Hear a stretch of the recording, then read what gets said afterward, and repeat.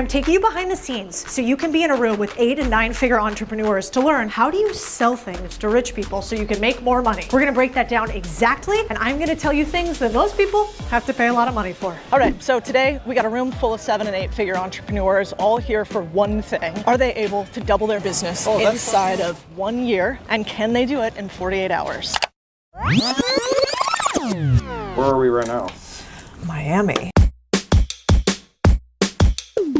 I want to do more showing and documenting as opposed to creating. Like, we're not a traditional business creator in the fact that I run a bunch of businesses. So I'm not just talking on the internet about stuff that I'm doing. We run a holding company, we have a venture capital firm, we own one of the fastest growing trade franchise companies. I try to squeeze as much time out for content as I can, but I don't have a ton. And so if there's a chance for me to actually just talk about what we're doing and people can see it live as opposed to yap on the internet, I'm into that. What happens when you get in a room with 100 other people who are building businesses 7, 8, and even 9 figures? You realize that there's 3 things in business that you need to nail or you'll never make any money. What's up? Thank you. Can I trade you? What's up, man? Hey, Cody. I didn't know you were gonna be here. I'm so glad. And the first one is, do I even have the right customer? We call this avatar analysis. What's going on, guys? How's it going?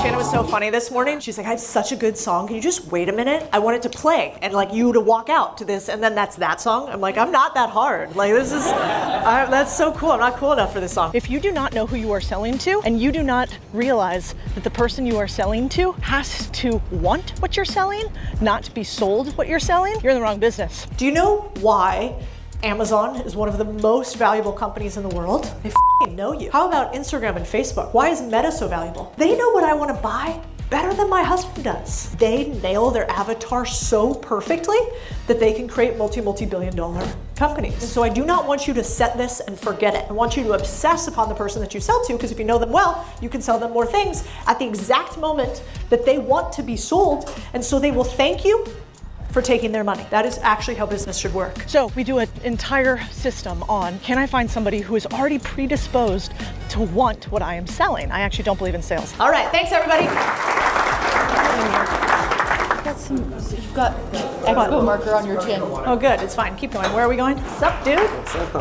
What's going up, crew? Second, you gotta nail your pricing. So most people underprice. They also don't have multiple options because there are always about 1,000 true fans you have who want to pay you more. Often businesses are underpriced by anywhere from 30% to 300%. Why? If somebody wants to give you more money, wouldn't you give them a shot at doing that? Anyway, we teach them how to do that. So I want you guys to take like 5 minutes. Oh, sick. Is that left for you? Yeah. Just leave it at the floor. My little gremlin. This is mine, right? Oh, what are you doing here? Oh, they're working on their breakout. Okay, you got an nanner, you got a cookie, you got a latte. What more could a gal need? No. And then the third thing is hiring. What I call cheetahs versus house cats. Both cats, right? But not f***ing equal. One of them you really want on your side when you're chasing down big prey, when you're hunting things, and the other one is sort of snuggly but also mad. The number one thing about hiring I've realized is if you aren't good, how are you going to attract good talent? You gotta level up before you can get A players to choose you. The number one thing you can do to become better at hiring is become better yourself. That's why we have communities where we teach people how to become leaders and business owners, because I like to steal somebody else's 10,000 hours. Yep, got you. Following you? Yep, got you. Following you? Where are we going? Oh, there's an elevator. Right. Okay, Liz. Tell me what the difference between your relationships with the people in the 8-figure room and the other room are. 8-figure entrepreneurs are really easy to help, actually. Why? Because when you have more money and more resources, if I fix one thing in your business, it's very easy for you to get a 7-figure return on your time. I think a lot of times, what do we obsess on? Goals, right? I always say, don't tell me what you want to get, tell me what you're willing to give up. And I think in business, it's don't tell me what your goals are, tell me what you're tracking. Are there any people in that 8-figure room that run a business that you think would shock people how much they're making from it? Yeah, there's a woman in there that has a feed business for milk cows that does 9 figures. You don't put a GPS in your car and go, maybe, I don't know, we might make it, we might not. You're like, no, we're gonna make it because I'm tracking the right things. It's so much easier just to grow big businesses. Like, I could just keep doing that, but trying to show people how to go from 0 to 1, hands down the hardest thing that I do. That I'm An idiot that believes in something, which is that I believe we should have more ownership in this country. It's what I think people need help with. It's also what we get shit on the most on the internet, because everybody loves to say reasons why something won't work. And I'm like, motherfucker, I'm just trying to show you that it's possible. You can. They don't teach small companies how to do this, and I think that is broken. I think that is why we went from 80% ownership down to 6%, because all the big guys who have figured this out refuse to teach anybody anymore. And then they shame anybody who does teach it because they don't want you giving away the secrets. And I think that's a tragedy. It's way easier to just be quiet, only help rich people, build big businesses, and never focus on 0 to 1. But I just think that's selfish. Hey you, do you want to come to an event just like this? I've got you covered. We're throwing our biggest ever in-person event right here in Austin, Texas. It's called Main Street Over Wall Street, MSOWS for short, and it's where the best builders, buyers, and investors come together. You'll meet billionaires who built empires with boring businesses, investors ready to find you, operators looking for partners, and buyers and sellers for just about any type of business. You'll rub shoulders with Navy SEALs and garbage men and SBA staffers whose whole career is dedicated to supporting business owners and future business owners. This is not a conference. It's a call to arms. And if you're not the type of person that likes to go around and make new friends, don't worry. We've got all these like private little workshop style intimate moments where you can even meet people face to face, and we'll help orchestrate it. So if you're ready to buy a business, build a business, or learn about small business, get your tickets. They actually go up next week. We're about 90% sold out, so we'll see you in Texas. Do you know there are lizards here that change colors? This is totally unrelated. I did not know that. You big reptile person? I'm a big animal nerd. I was listening to you on the phone yesterday. You were talking about a YouTube video. Man, our audience really does not like cinematic shit up front. They want the numbers and whatever. What's it like having to wear not only an entrepreneur's hat, but also thinking more about the creative side of things? It's my favorite part right now. I've just done finance and investing and running businesses for so long, but I'm pretty new at media. Contrarian Thinking, the media company, has revenue as its main goal. Very easy for employees to understand. But it also has followers. Why? There's a big mistake, I think, in business building. Haven't you heard a lot where people say that you should have one North Star metric? If you follow your North Star, you'll win. And I think that's why so many companies fail. In order to steer a boat, if all I do is have one North Star, aka one left oar, what happens? You go in a fucking circle. But if I have 2 oars, which is a left qualitative and a right quantitative metric, it feels a little to the left and it feels a little to the right, but you are going straight. How annoying would I be if I was on the internet every single day, just telling people to give me money to invest in companies, sell me your company? If I was spamming every single day, I could make a lot of revenue. I could probably triple our revenue, but my follower base would suffer, and so I would hurt my long-term growth prospects of the company. So that's my collar. Simultaneously, if all I obsessed on was followers, well, we'd go out of business because we wouldn't make any money, or we'd be fans or Pornhub because we would just be racing to number of followers and that's it. So you need a metric that kind of collars the two. This generation, a lot of people want to have more notoriety online, and I totally get that. I mean, I'm online and I think there's massive value to it, but that part to me is not a real business. What benefit do you have if a video gets 1 million views across the country? You're hyper-localized. You'd much rather that you were on a local television segment or something that your target demographic saw. My main channel is my podcast for getting clients. What is my next step? Like, I'm thinking getting 10 amazing guests by the end of the year. And by 10 amazing guests, you mean 10 of your clients who you have made money? Oh, right. Well, that's a good one. That would be better. Because let me tell you why. If all you do is get 10 amazing guests, say I get on your podcast and I'm like, well, I've got Alex Cooper on. She's one of the biggest names out there. Joe Rogan on. I've got whoever on the podcast. Do you think your conversion will be higher with those people, or would your conversion be higher with somebody who you made $1 million, nailed your avatar, was exactly in your niche? You have a B2B business. For a B2B business, I would never go pure social media marketing in 1 billion years. You do not want your life and your face and your lifestyle to be a business. It has terrible enterprise value. I mean, you can't sell yourself as far as I know. 2, you're getting yourself a job, even maybe a fun one, not a business. And 3, people go a little zany when they get too well known. Just be careful what you wish for. I can't remember who it was. It was a famous actor. Like people go, man, I want to be rich and famous. Like, take rich. Yeah. You know what I mean? You know, famous is not gonna make you happy. I think that was Ben Affleck. Was that Ben Affleck? Yeah. Have you guys ever heard Ben Affleck speak in Spanish? No. Incredible. Y es una lengua muy importante y también muy gente aquí en este país lo habla. He talks like my family does. Anyway, just be careful about going after notoriety alone. Get that cash first.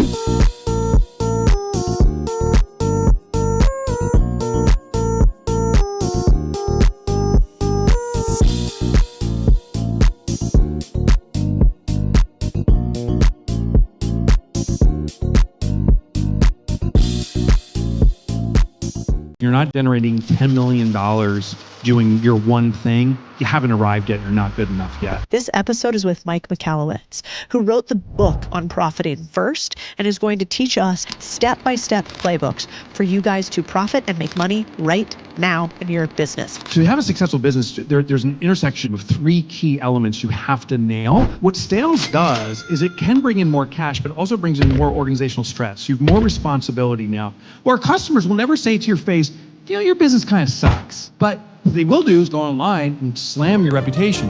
So you can't trust their words, but you can trust their wallet. I got a magical Jedi mind trick question. I actually got 2 that will blow your mind away. First question. We've been blown away by how fast the show is growing. Like, getting to hang out with you every single week is so cool. But most of the people who tune in every week still haven't subscribed, which is crazy. It is the simplest way, though, to help us keep scaling, bringing the best guests like Mike Michalowicz and making the big deal a big deal. So I can't thank you enough for your support. Like, we would be nowhere without you guys. And I just want to jump back into my conversation with Mike, but I also want you to do it subscribed. Oh, and share it with a friend if you like this episode. I think it's better when you profit together, you know? Can I start with some kind of real challenges, rapid fire, that we've heard from owners? Yeah, throw them at me. Okay. What if you're a business owner, you're weeks away from running out of money? You're kind of panicked, you don't know what to do next. What's your first move if you call Mike? All right, so first thing is you acknowledge you're pretty much every business owner on the planet. There's a saying that most businesses are on the brink of failure. And the statistics show that most businesses don't have enough cash flow for 4 weeks. But my analysis, and I love contrarian thinking, my analysis is most businesses are not on the brink of failure because most businesses find a way to survive that moment. Somehow, some way, most businesses, yet again, doggy paddle and get above water. So I think most businesses are on the brink of success. It's just a good strategic move. So what we do, if a business like that calls, and I also invest in businesses, we do what's called reclamation services. We go into businesses that are specifically in struggle, is we go through the client base, we deploy the Pareto principle, 80-20 rule, identify who the best customers are and say, hey, what can we do right now to serve you? Because they're already the best customers. We get revenue in that way. We usually cut the lowest 20% of customers because inevitably they are costing you money and you don't even see it. It's like, oh, I'm making revenue, this is great. The expenses are in excess of the revenue and the emotional weight is killing you. So we get rid of the unfit customers, we amplify the best customers, then we start realigning the business around that. I love it. So 2 moves. You call up your best customers and say, basically, you're asking them, but not this way. How can we sell you more things? Which is Exactly. What else do you need and how do we increase the LTV of every single person? Yeah, and you tell them you love them. Like when you tell a customer, hey, you're such an important customer to me. I value you so much. I just want to see if there's any other way to serve you. Yeah. Reciprocity kicks in. They're like, we love you too. And we were thinking about getting this. Can you do it? Yeah. I love that. Okay. What do you do for someone who has more revenue than they've ever had before, but is actually making less profit? That again is every business I know. I was speaking yesterday at an event and I asked the group, it's similar size. I said, who wants to increase their revenue? Everyone's like, that's what we need to do. That's the solution. I said, arguably, that's one of the most dangerous things to do because it's a reckless belief. We believe that sales cures everything, and that is total nonsense. Total nonsense. What sales does is it can bring in more cash, but also brings in more organizational stress. You have more responsibility now, more things you need to service. So when a business says we're cranking up revenue, I am looking to see, are they doing it through diversifying their offering, which I think is a mistake. Instead of becoming special, they're doing many things and they dilute their ability, they're not efficient. We'll look, are they serving customers with varying demands? customers that are perhaps big names, but then they assert their strength. I had a client of mine I worked with. Walmart was their best customer, number one in revenue.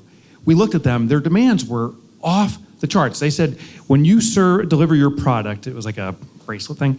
They said, it's got to come on a Monday at 10:30 in the morning, and if you're outside like a 5-minute window, we're going to penalize you. If the SKU, that UPS code, if it's more than a 1/4 inch below the top of the box, we're going to penalize you. And Walmart does this for efficiency. That's why they do it. But my client, they saw that as good revenue. It was crushing them with the penalties. Their number 2 customer was Dollar General. Is that around here? Yeah. Yeah. So Dollar's like, hey, deliver it whenever you can because we're always playing second fiddle to Walmart. So, Cody, you'll love this. Here's what he did. He put a sign above his desk, and he had 15 employees. The sign says this: our policy is to answer the call in the first ring. If it's the Dollar General, answer the call and start taking their order. And if Walmart calls, let it go to voicemail and then call them back when you're done. The miraculous thing was the next one. It said, we always answer in the first ring. If the first call is Walmart, start taking their order. But while you're on the phone with Walmart, if Dollar General calls, immediately hang up on Walmart. Like, say, sorry, we have an emergency. Disconnect and prioritize. So they're not cutting off customers or revenue, but they're prioritizing the quality revenue. It transformed his business. It was a family business. It was 25 years old. They were struggling to get 4 million. It went 4, 18, 27, sold it. You know what's crazy too, and we'll take you guys through this process. So you'll go through a process where you basically analyze your cash flow, and we'll use a 13-week rolling cash flow, which I love. And then we'll also talk to you about your underlying clients. What's your best avatar versus your worst? Because I think a lot of times we lump our business all together. We don't know what customers cost us to get, and we certainly don't know what customers cost us to keep. And it's not because we're bad operators, it's because we're busy. And it's sort of hard. And so it takes this pause and analysis. And the truth of it is, your team is not going to do that. That is going to have to be a you thing at most levels of the business. That is brilliant. I'll add to that, there's a real simple strategy that we've deployed. And what you do is you sort your clients out over the last year, the revenue they've generated for you. And the reason is people lie to each other constantly because it's social grace. Like when you saw me, like, hey, Mike, it's so good to see you. I'm a huge fan. I'm like, are you, Cody? Are you? But I am. Thank you. But could you imagine you come up to me and say, oh, your books really suck, Mike? Like, you can't do that because of social grace and not be like, well, that's offensive. And then we get into this disagreement. Or our customers will never say to your face, your business kind of sucks. Poop 911's here. Oh, it's kind of like more turd 411. You know what I'm saying? like they're never gonna. That was a good one. That was good. That was juicy. But they would never say that to you. But what they will do is go online and slam your reputation. So you can't trust their words, but you can trust their wallets. So don't trust words, trust wallets. If they buy from you repeatedly or they're demonstrating they value you. But there's a second test. It's the intersection of them valuing you, spending money, with your appreciation and enjoyment of them. So when the car ID pops up on your phone, are you like, oh my gosh, they're amazing? Or are you like, oh gosh, I wish they didn't exist? Which one do you pick? Because if you have a customer that generates a lot of revenue, but you don't like working with them, you automatically, inherently, subconsciously perhaps, deprioritize their service. You don't call them back as quickly, you delay it, you avoid it. So we want the intersection of best customers that you love working with, circle those customers and start to clone them. And what I mean by cloning them, I find out where they congregate, where's their associations or communities, where's the people like them hanging out, and I'm going to insert myself there. That's so good. Yeah, we obsess on client avatars, and I feel like the number one thing that most people do wrong in business is they sell demographically as opposed to really nailing their avatar. Like I've never met a 45 to 65-year-old male 40% of the time and 60% of the time a woman. I mean, these days, who knows? But historically, no. And so, I really like this idea of what are the characteristics of this type of avatar? And then how do we go after them? Yeah, and look for the congregation points. So when I'm targeting a market, I'll say, is there an association for this? This is when I'm selling B2B. Is there an association? Is there some kind of meetups or something like that? For example, maybe I'm serving pilots, retired pilots. Well, I'd say, is there a retired pilot association? Which actually I know there is. So that's an opportunity. They're already congregating. But if I look for single moms who hate their mom, that demographic exists, perhaps even in this room. But do they have a meetup club? Maybe not. if they don't have a congregation point, you have to assemble it yourself. It is the most exhausting, time-consuming effort. It rarely fails. So when someone says, I have a niche, it's, I serve single moms who don't like their moms. I mean, that's not a niche, because you have to now assemble them together. But if you're serving the Airline Retired Pilot Association, I know where they're going. They may have a dedicated podcast, and you insert yourself there, and they see you ubiquitously. They see you everywhere. So good. Let's zoom out for a second. What does everyone get wrong about making money in business? Okay, so this is very opinionated. It ain't about the money. And you probably heard that before, and when you don't have the money, it's very easy to say. I mean, it's very easy to focus on the money, and then when you do have the money, it's very easy to say it ain't about the money. My perspective is both. So I became a multimillionaire when I was in my early 30s. I had an exit to Fortune 500, Robert Half International. You've sold quicker. I do remember that. You remember them? They had account temps, office temps. Yeah. I was doing computer crime investigation, and the Enron trial broke. My company, right place, right time, we got the Enron trial. Now, to give context, we were not the prosecution. That's the FBI, the CIA, we were the defense. So if you remember names like Kenneth Lay, Andrew Fastow, they were our clients. They were guilty, by the way. That was their defense. They were guilty. And we got put on the map very quickly. What I assumed was, when I sold that business, and it was a lot of money, I was like, I've arrived. But I really didn't. What I did, and I'm embarrassed to admit this, but it's important to admit it, is I thought I had to show the effects. So I bought all the stable of cars.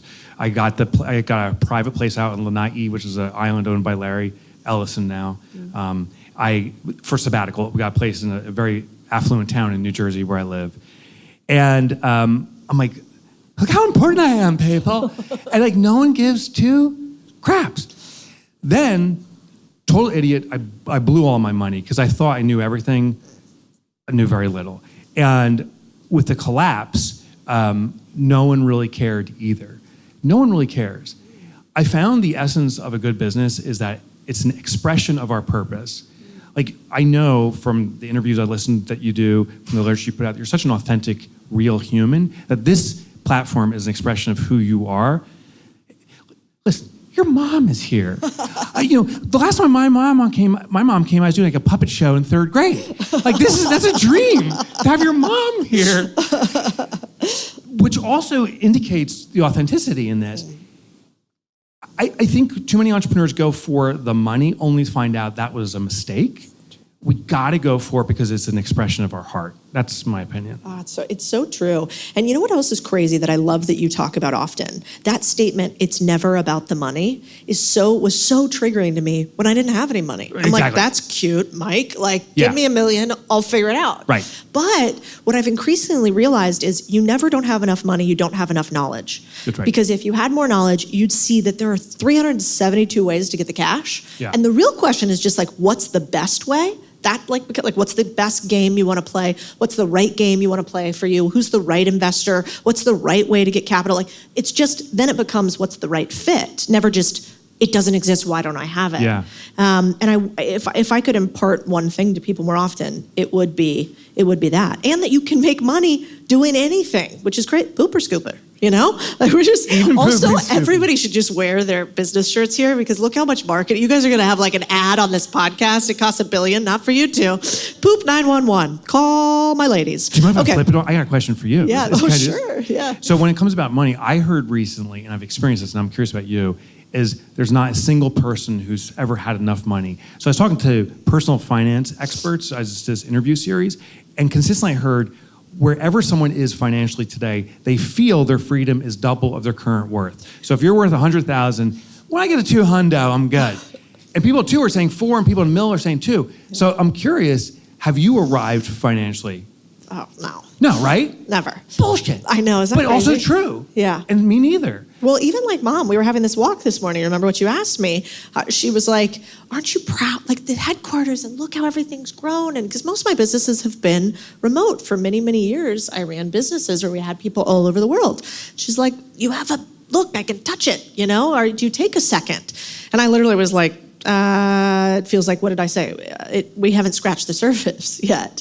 So I totally think about it zero at any level but it's also because I love the game. Not necessarily like I want the bank account to be bigger. I still have, don't get me wrong. I mean, what do you ask me every time she sees me? She asks me, but who takes care of the money at your company? Every time, don't you? She's always like, but who's the CFO? Who's in charge of making sure you don't run out of money? Because if you didn't grow up with any money, that's like deep inside all of us. We're just like, but who's in charge and are they stealing from us? Yeah. And the answer is like, yeah, people are going to steal from you at some point. That is true. And it'll also be fine and you'll keep going. But yeah, I agree. I don't think there's ever enough, but if you can flip it to stop talking about the dollar amount and start talking about like, it's never enough because I just want to see what am I capable of? Like I want to die having squeezed every last drop out of me. That's when I think it starts to get fun. 100%. You've seen the rarest of things, which is you lost it all. Yeah. And I think that is often, how many people here are almost more scared of people knowing that you lost it all and like seeing the flame out than actually not having the cash? Who else? I see a lot of nodding. Yeah. Like, I think that is what scares us. But you're a perfect example of like, I was there. Nobody fucking cared and I'm fine. No one cares. That's wild. Like, no one cares. And it is true that saying that the people who do care don't matter and the people that matter, do care. Wait, can I ask you a question? Did you have a very dark moment then when you were like, I lost everything. This is how I defined myself. Who am I? Yeah. You want to go there? Okay. Just in front of our 20 new best friends. Yeah, exactly. So I wrote about it in my books. So this is the moment. So become a millionaire. I buy all these things. I got to start off with the arrogance I had. I bought a Land Rover, a BMW, and a Dodge Viper, all within 4 hours on the same day. Thanks for laughing. Right? And I thought, and the Viper was because in college, I saw the Viper. I said, when I arrive one day, I'll get it.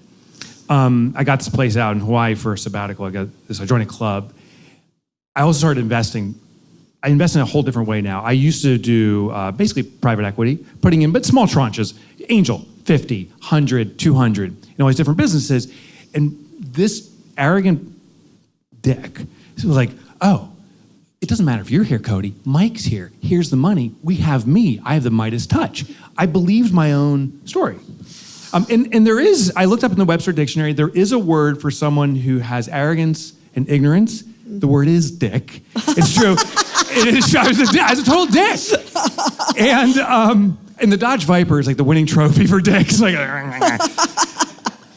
I, within 2 years, evaporated all that wealth. I lost every penny, Cody. And I'll never forget, my accountant calls me. It was February 14th, 2008, Valentine's Day. And he says, Mike, you have to declare bankruptcy. I didn't have enough money to pay my tax bill that year, and it wasn't even a tax bill. I came home. I have 3 children.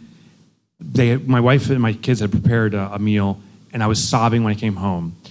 And that's when I told them what happened. I lost everything. Now, I'd been lying to my family by omission. My wife was like, how's business? And I saw my bank account. I don't know if you've been there. You see it dwindling. So logically, I saw it, but emotionally, I wasn't ready to accept it. I'm like, that one client's coming. So my wife would say, how's things going? I'm like, it's fine, it's good. But I had to face it. We lost our house 30 days later. We liquidated all our assets. The cars were gone, Viper was gone, thank God. Everything was gone. But this was the moment, and I'll probably start crying, so I gotta go quick. My daughter asked me, she goes, Daddy, she was 9, can I still go to horseback riding lessons? Now, to give you context, it was $20 for a group of like 10 kids, and they ride around for a half hour. And I said, I'm so sorry, we don't have anything. And as I said that, she got up and she ran as fast as she could into her room, and I hear the door slam, and I'm sobbing. I'm like, oh my God, you and I, and we define ourselves as providers. We are here to provide for ourselves, our family, our community, our globe.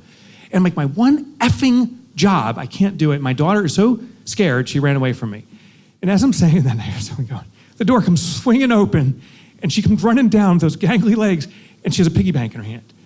And she goes, Daddy. She goes, I'll pay our bills.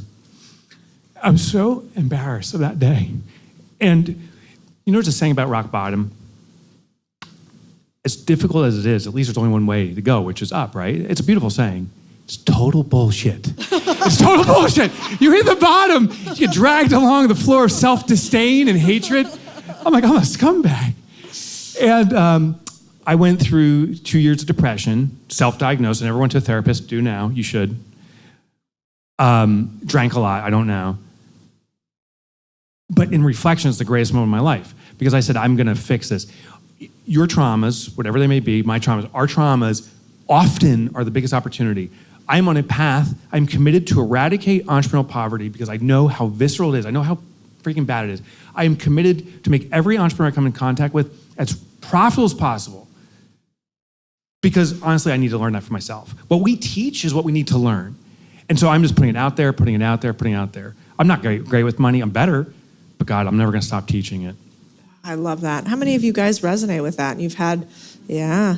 I mean, my dad calls it the head in the hands in the dark with no idea what to do moment. And I've had one too. What was yours? Mine was the same thing. A company was almost out of cash that we had, and I didn't tell anybody. And mine was like really, it was almost so fast. It was like a cancer diagnosis where you die the next 30 days. Like I didn't know. I didn't really have the slow burn. We had made a terrible mistake in a business. And it's often, I think mistakes are usually who's, not how's. Yeah. And so I had trusted somebody, and that was my fault.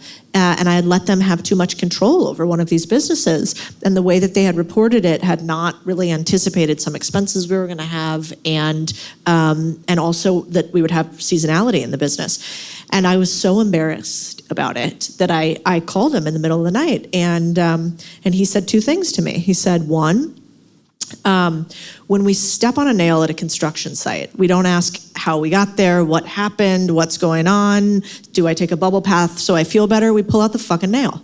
And so he goes, you're going to do the hard thing. You're going to do the hard thing right now, which is you're going to look at your business, and that's why I obsess for all of you guys on making sure that when you are in that poverty center, how do we get out of it immediately? How do we fuck the emotions, fuck the feelings? We pull out the nail. You don't wonder how the nail got there. You fix the safety issues later. You wear better boots the next time. And so he did a really good job of snapping me out of it, of saying, instead of staying here worrying about it, which is why I'm always saying to you guys, money really likes speed. He basically was like, why would you worry about this one more second? You're not going to sleep anyway tonight. Stay up. Stay up. Let's look at the books. Let's fix this. And what I've found in investing in hundreds of businesses now, it's almost always fixable, to your point. Almost always. But the reason it won't be is because you don't move fast enough, you don't have people who have been there before around you, and you don't focus on profit. You focus on what is going to look good, what is going to be okay. Yeah. Like sometimes you got to do the really awful thing, which is rip off the Band-Aid. But I'm so glad you talked about that, because one of our missions here is, we've looked a lot at the data surrounding small business. And most small businesses fail. That is true. Most of them do. Nobody talks about it. Most of them do. And a lot of the reason why, I think, is due to not having systems of control for situations in which emotion gets high. You have a ton of systems and stories and ways that you kind of are honest about yourself. You keep yourself in your, I'll call it your bumper lanes, because you know that you have self-awareness to be like, I'm not the best with money. The people that get in trouble are the ones that think they're the best with it, right? And so I want to talk about a couple of things. You can kind of pick which one. I want to talk about either the pumpkin plan, or I want to talk about clockwork, or I want to talk about beacon. Do any of those speak to you in this? Yeah, they do. So I'd say pumpkin plan to start. What I did, just to give context, that's one of the books I wrote. And it's the runner-up to Profit First in popularity. What I did was I hired a business coach before business coaches really existed. This is back in the 90s. And he came into my business and said, day one, we're going to go to a pumpkin field. I'm like, what? He's like, you got to understand biology, because there's this thing called biomimicry. And when you study what Mother Nature's figured out, she's pretty freaking smart and she spent a lot of time figuring things out. You can copy those strategies, and usually they have a better success rate than something that's artificially engineered. So I went to a pumpkin farm and I studied colossal pumpkin farming, and sure enough, it works for business too. So that's the context. Talk about why and what you got from it. Yeah, so there was a few things. The first one was, it's called seed selection. And basically, to have a successful business, there's an intersection, it's like a Venn diagram of three key elements you have to nail, and the likelihood of growing is much greater than otherwise. Most entrepreneurs simply say, I'm doing this because this is my historical vocation, I have some experience, I'm going to do it. Or, I heard you can make a lot of money doing it. And I don't know if either of those are actually necessarily good. The first thing that we ask, and I ask myself, is do I have something that's truly distinct in the industry? can you redefine the industry? I'll give you a personal example. Who's heard of the Savannah Bananas here? Okay, they're exploding, right? So Jesse Cole is a friend from before, right when the Savannah Bananas were starting, and they used profit first. I went down and coached the organization. What he did was say, what is the industry doing currently and sucks about it? He said, I don't know if any of you know this, but baseball is boring. It's boring. So he's like, that sucks. And he went through all these different things. So the first thing he said is, what are the things that people don't like? I'm going to unsuck it. That sounded very, I don't know why it sounded so gross, but it did. So he and his wife, Emily, started to redefine baseball to make it not boring and to make it entertaining. The second thing is they put intentional constraints in place. So they use profit first, which inherently means there's less money to spend. And one of my favorite things is he said, we don't have enough money for like a cheer squad or anything to entertain people. So he's like, what do you do when you have no money? He's like, you ask your fans. So he said, if you're 80 years or older and you're a woman, you're on our cheer squad and teeth are optional. And it's true for half the squad. I met the squad and they're the Nana Bananas. And people lose their effing minds. Like we lose our minds watching this. So what makes you truly unique, better than the competition, is not noticeable. You answer the phone in 2 rings, I answer in 1. I'm technically better. The customer won't notice. You run a standard baseball game, I have a grandma banana dancing around, I win. You gotta be different. Secondly is you have to have client demand for it. So I could do something very different. I could be your first guest that comes dressed like Bozo the Clown, waka waka. I come in with my big floppy shoes. Everyone will notice it's different, but is there demand for a weirdo that does that? Maybe not, and now I've compromised myself. So who's the customer that wants that? And it's not your standard baseball fan. They're not there for the winning game, they're there for the winning experience. So he's redefined the customer. And the last part is, to your earlier point, is systemization. And most people don't understand what systemization is. Systemization is where you can attract prospects, convert them to customers, collect revenue, have them raving about the experience, all while you're sleeping. Without any of your active input, with the entrepreneur not doing any of that, now you have a systemized business. And so what I learned from the pumpkin plan is that's the seed. And just like growing a colossal pumpkin, you need a seed that matches the environment, the soil content, the climate. You need a seed that matches up with those 3 elements. Some of the greatest businesses start as nothing more than a notebook full of scribbles. But ideas aren't enough. They need execution. With GoDaddy Aero, execution is fast. A few prompts and you get a website, logo, email, and even social content. Minutes, not months. You go from scribbles on a paper to a polished online business you can actually grow. So stop waiting, stop overthinking, launch your business today with GoDaddy Aero. Head to godaddy.com/Codie Sanchez and see what's possible there. By the way, this live episode, if you guys liked it, if you want more, well, I have a live event. I only do one a year. It's huge. How big? Really big.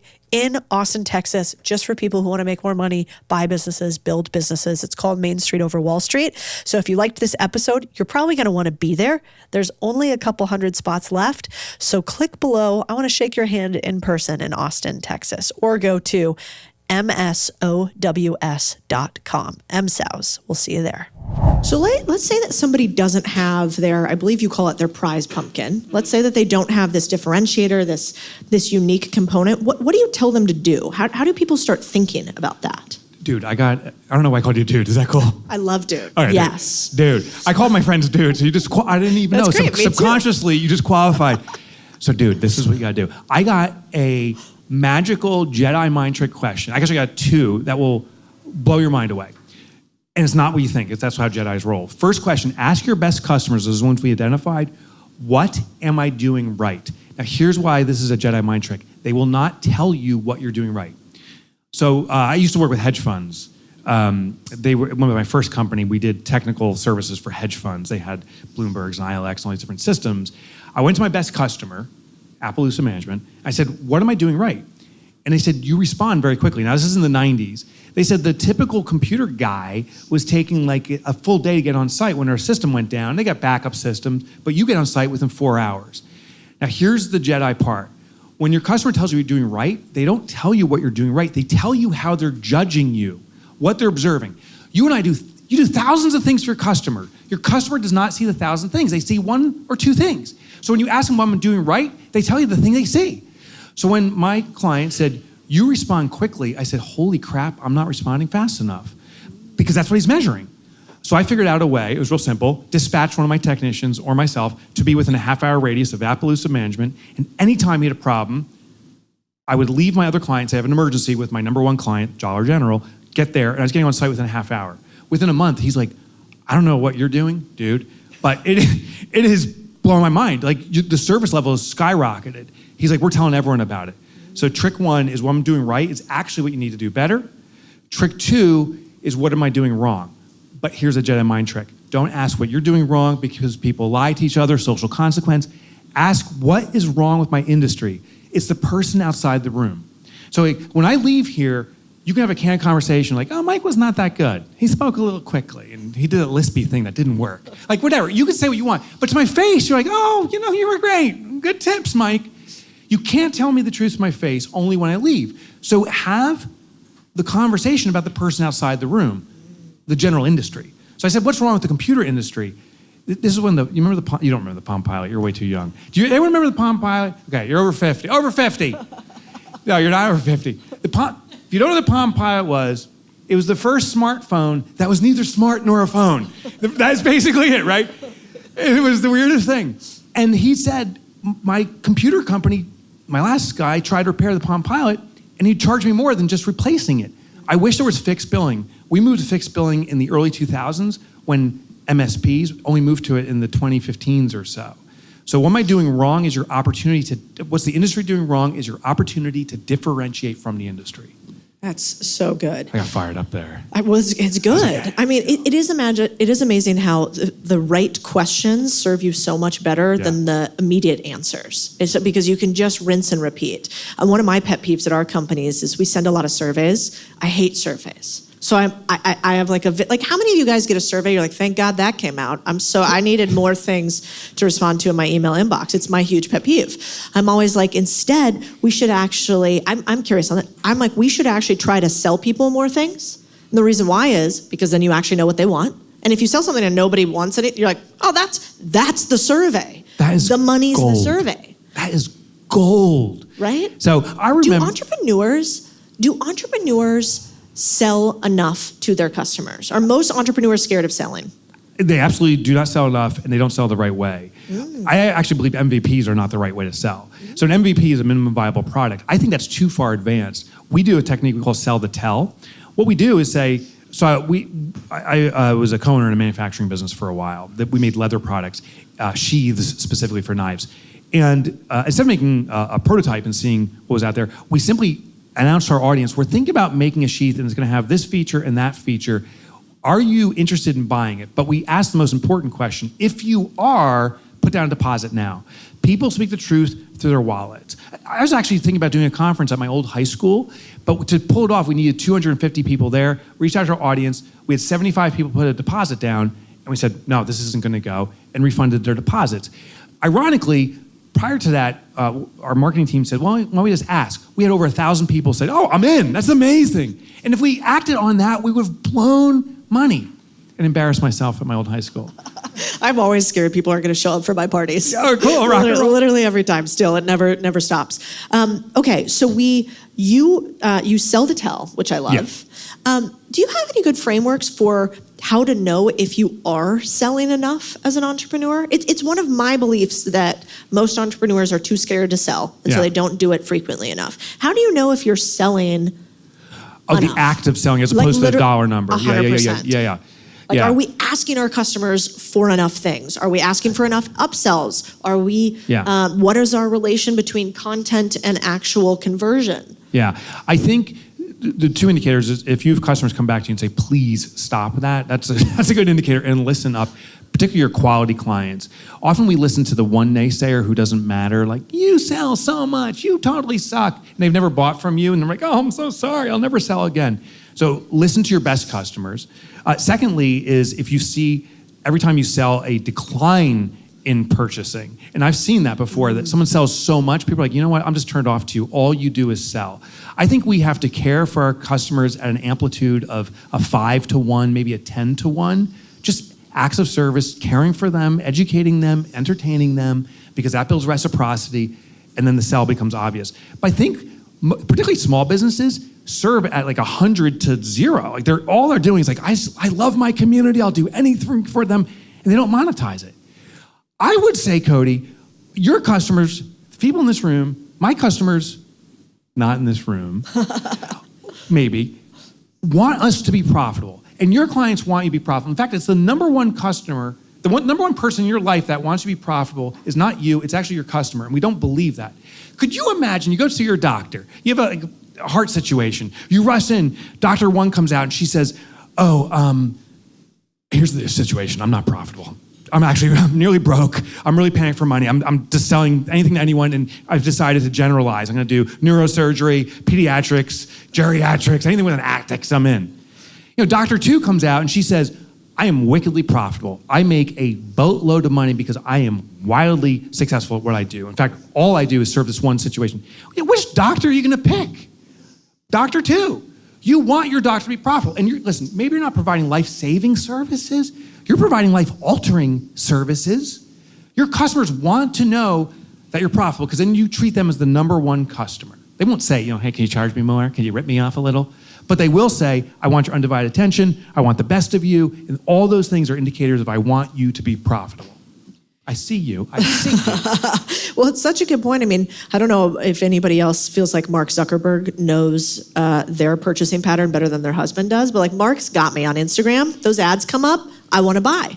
But if I go to double click on a shirt or an outfit, and the cost of that shirt or outfit is like $7.99, I don't buy. Why? Because I think the quality is going to be bad, because I think it's not actually going to be a good service. So not only do I think we don't sell enough, I think we price ourselves out of deals all the time because we're the cheapest, because we're like, no, I want to overserve the customer. No, you lost my business because I don't trust that it could be quality at that price. And so I want to talk a little bit. You have multiple. Can I add to that real quick? Yeah, that's what I want you to do. So I would buy that $7 shirt. And I think what's important about that is you have to bifurcate your customers. A large majority of customers are the cheapo customers. And that's me in that situation. But you care about the quality of your clothing, and therefore you're going to pay a premium. Now, I play guitar. I bet you if I saw a $1,000 guitar, I might buy it. I don't know if you play guitar. Do you? Okay. So you'll buy the $7 guitar, I suspect. And what price dictates is the quality of customer. You will find customers at the lower price point. And for anyone here that sells at a low price point, if you ever found that your customers are really bitchy and moany and they really suck, it's because you're attracting the shit customer, the one who says, I don't really care about this, I just need a shirt, so I'll pay the $7. And that's why I think we need to have a higher price. We get a higher value customer that's more vested in the outcome, and they're actually a higher quality customer. What do you think about, I tend to think that when you solve rich people's problems, they pay more and they appreciate it more, by and large. And when you're a junior entrepreneur, or not even junior, when you're not the best entrepreneur in the world, I almost like solving more luxury problems because there's more margin in them typically, and you don't have to get as many. So it doesn't have to be such a volume game until you're good. Do you think that's true? Or do you think when you go and serve luxury customers, you better be luxury, you better be top tier, you better be great? Great. That's a good question. I think the quantity game is really difficult to compete in because you only become profitable when you can handle that volume, which means exacting systems. That's why Walmart's so good. But they have to demand from their providers that it has to arrive at 10:30 and there has to be a SKU at a certain point. Small businesses, we don't have the resources typically to pull that off, so that's very difficult. When it comes to quality, I think is misunderstood. Quality, I think we hear that and we say, well, it's a special fabric or it's something that's really of long-lasting value. But quality simply means distinct. I'll give you an example. My youngest son, this is like a bad father moment. When he was 6 years old, I wanted to show him what devotion and commitment was, and it was the Olympics. It was like the Beijing Olympics.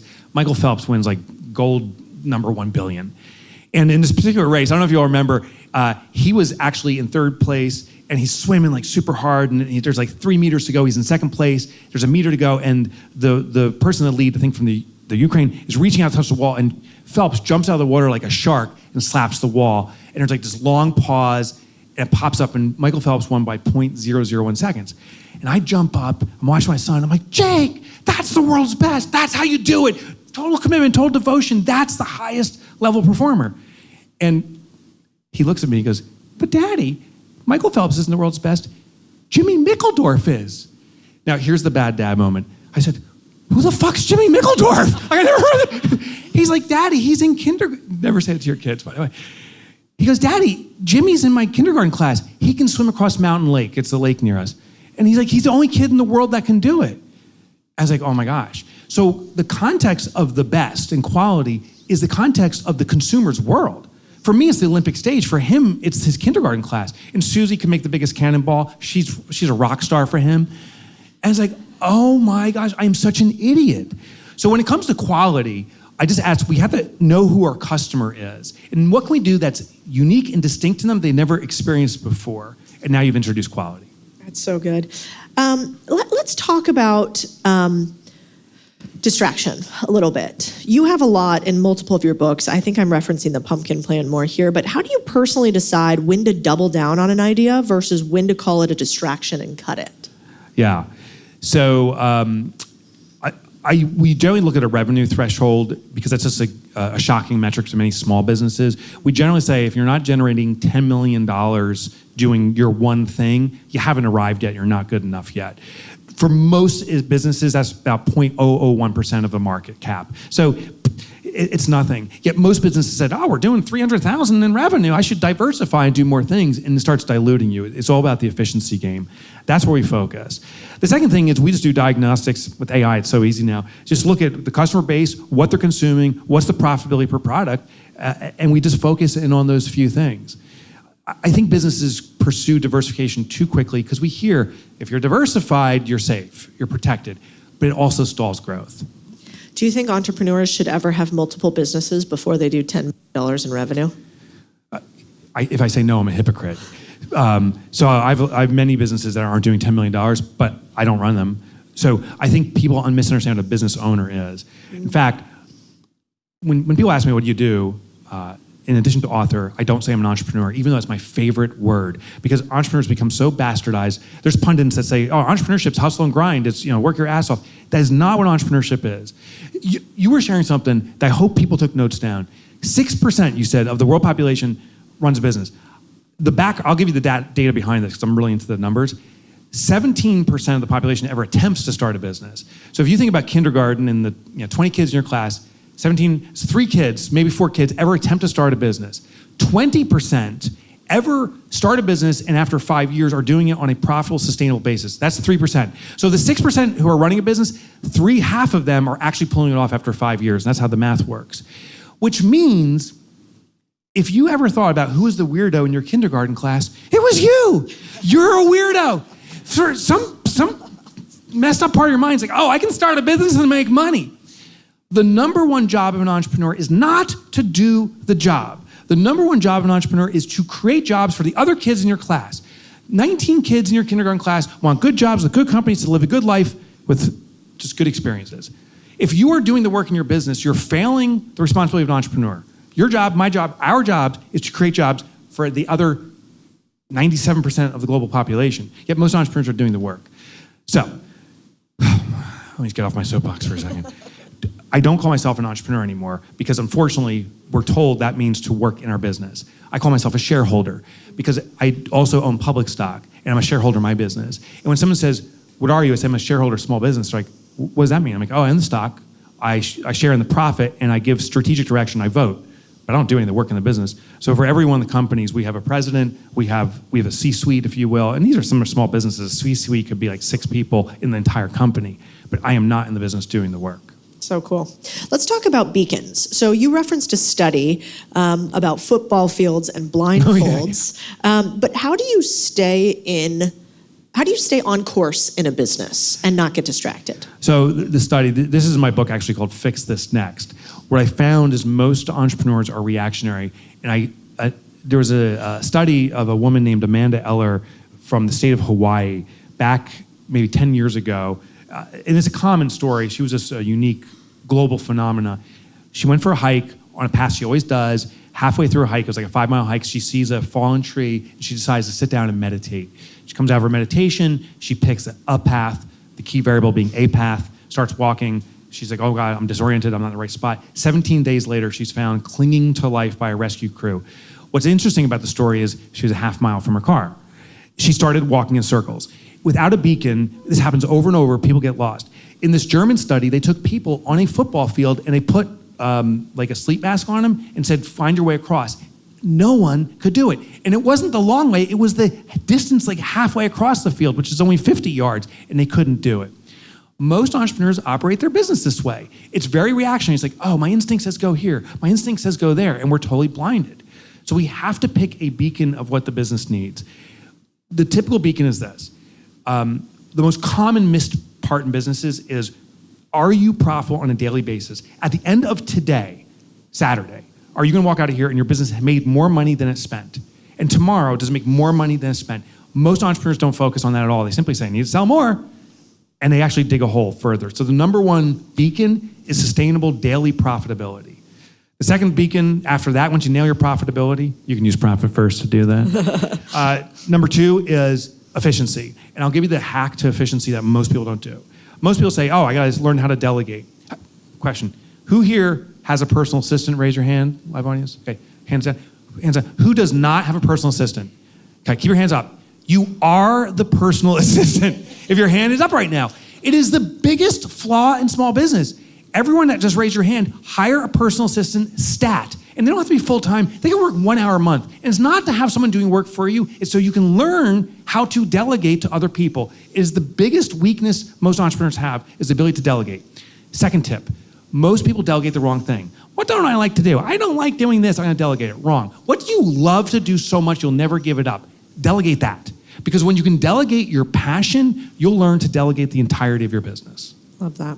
Yeah, I mean, Zach, you know what one of the first things we do in the boardroom is, which is yell at you guys to get VAs, right? He's nodding his head, yes. And that is because you're right. Otherwise, that means you do not value your time more than minimum wage offshore labor. And like, you got to look at yourself in the face and think about that for a second. You are saying your time is not worth more than a couple of dollars per hour. And if that is true, then are you really a business owner?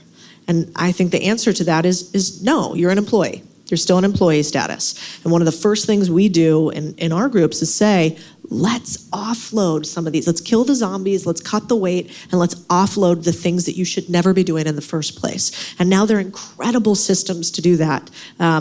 And we'll talk about that later today as well, as Zach knows. Okay, I want to talk about, let's talk about profit first. Many people think revenue minus expenses equal profit, and profit is the last part of the equation in business. You famously argue the opposite. Let's talk about what the profit first framework is. So after struggling with my own finances, I looked at my businesses historically, and while they grew, and I did sell 2 businesses, they were never profitable. And so they were strategic acquisitions. I was lucky to get out. Most people will never sell their business.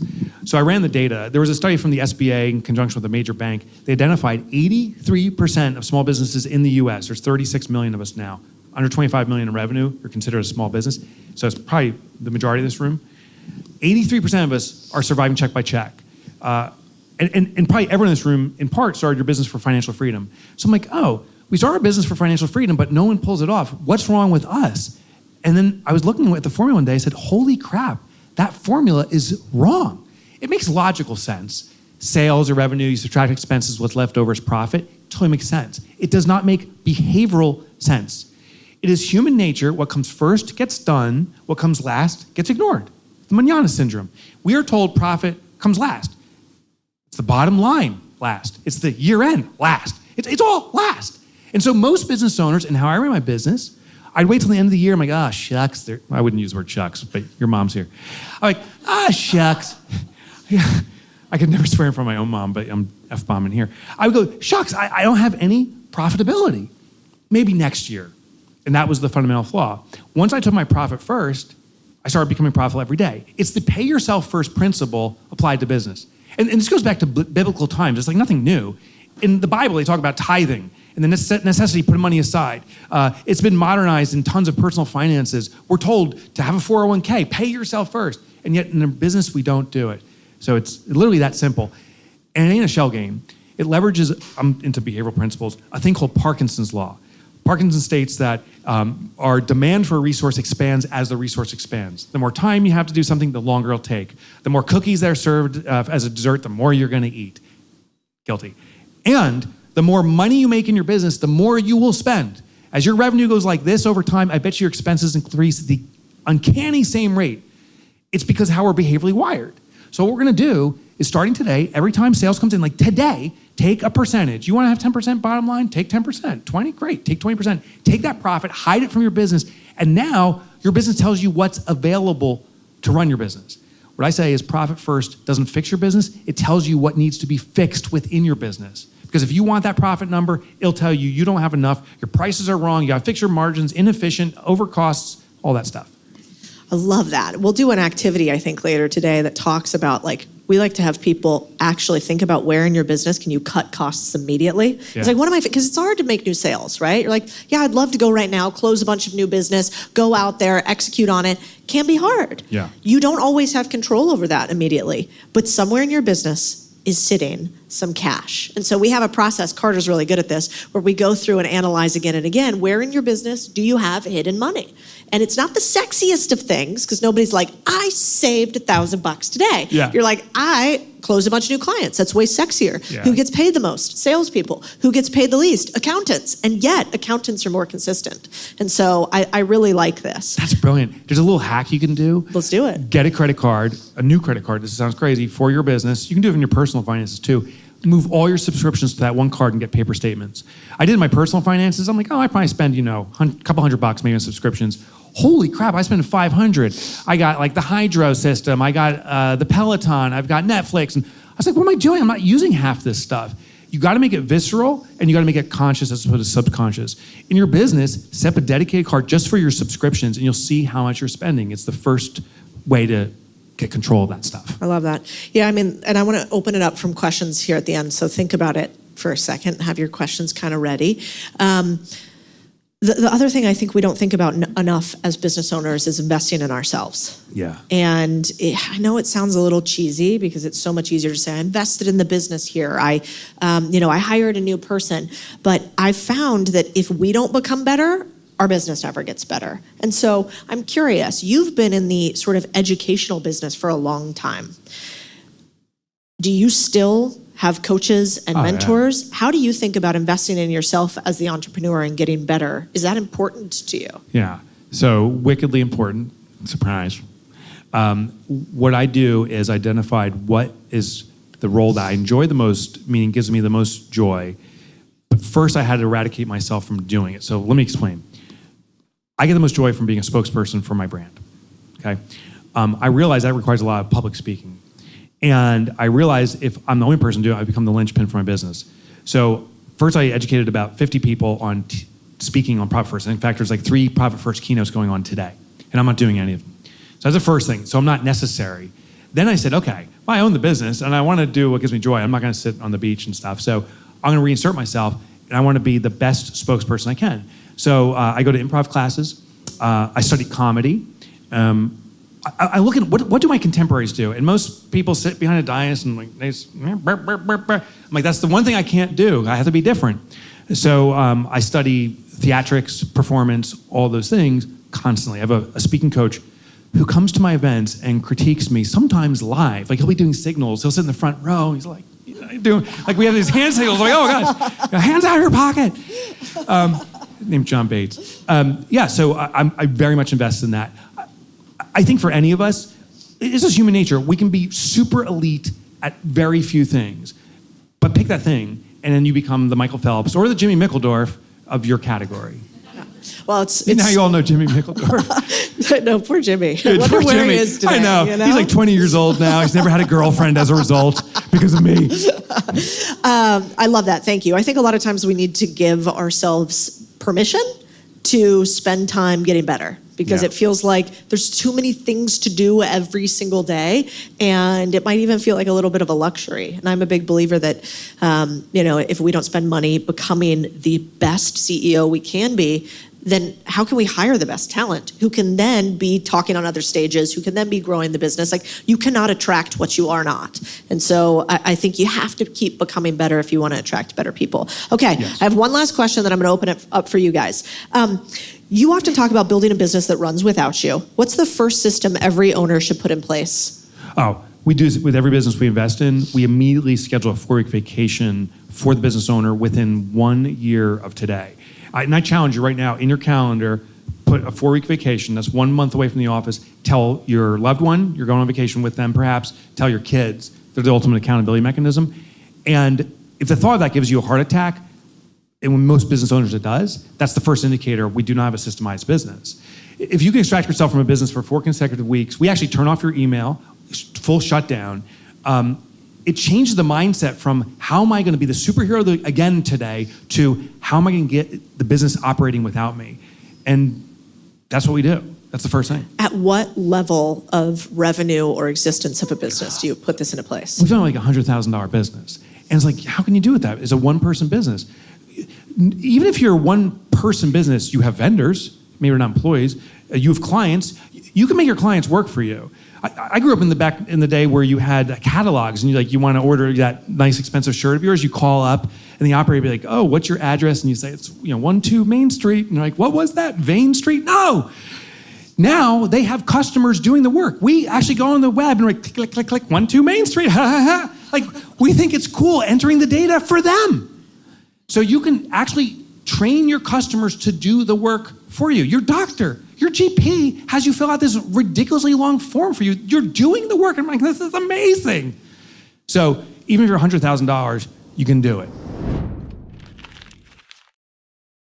There's no such thing as a healthy sedentary person. Oof. This is a non-negotiable. It's a one core principle that they must get down, is you have to be physically active. What are the top 3 things that you recommend for high performers? Very easy. Number 1. She is a physician. She's a New York Times best-selling author. She's an expert in geriatrics, in nutrition, in health, and longevity. Dr. Gabrielle Lyons. The more overweight you are, the wider your waistline, the lower the brain volume. Fatter you are, dumber you are?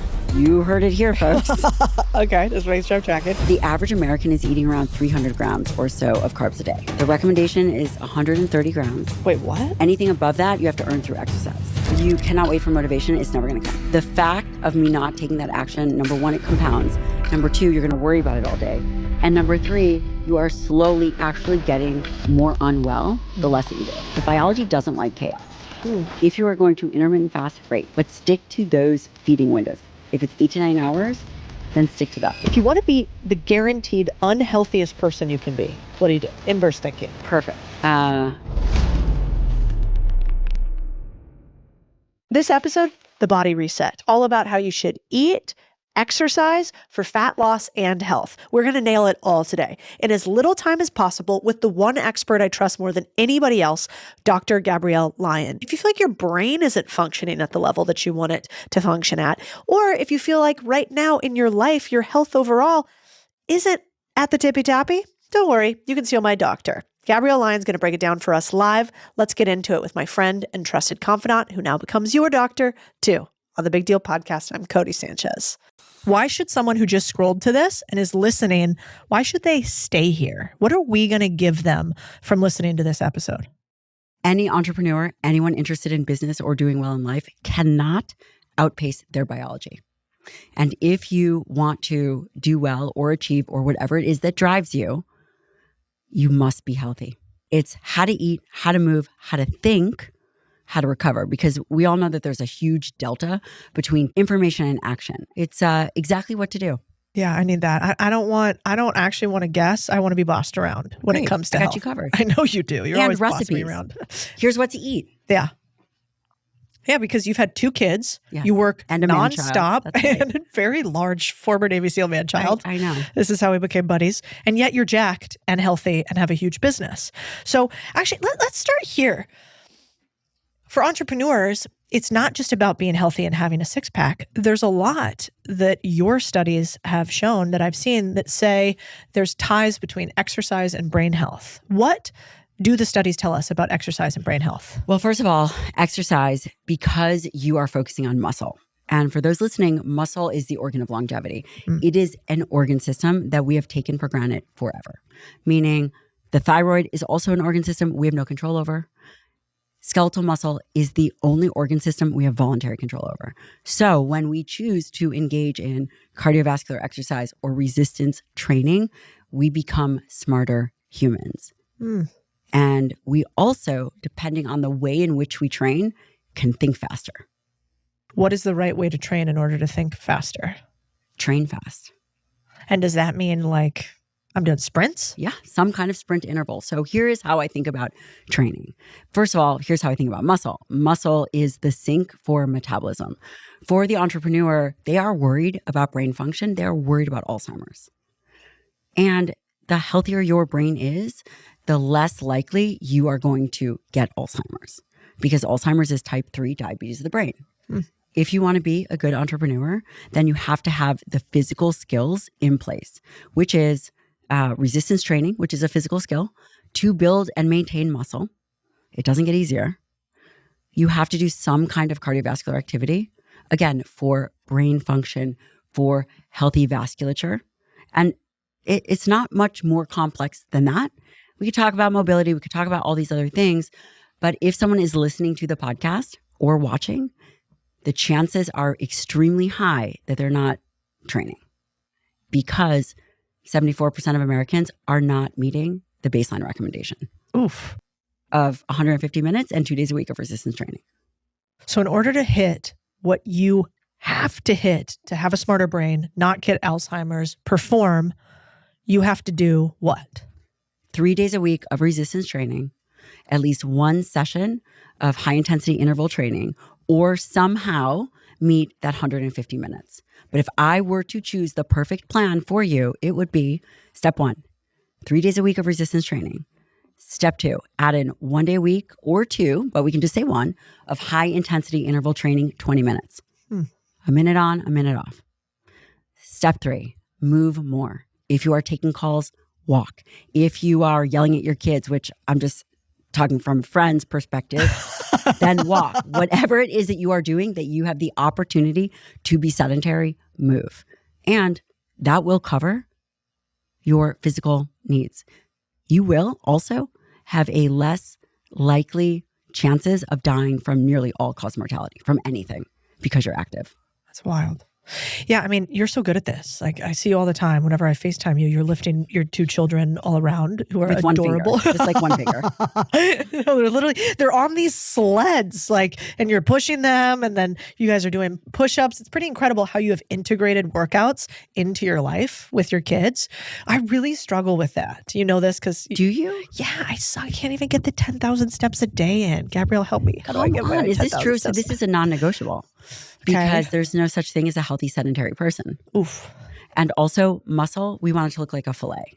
One of the main problems that happens is when we are sedentary, our muscle transitions from looking like a fillet to a Wagyu steak. Which is more expensive, but not great. And also not very strong. Yeah. Also, it affects, for guys, erections. The more healthy muscle, and we just published this paper, and the paper demonstrates that the more healthy muscle mass you have, the greater sexual function you have. Wow.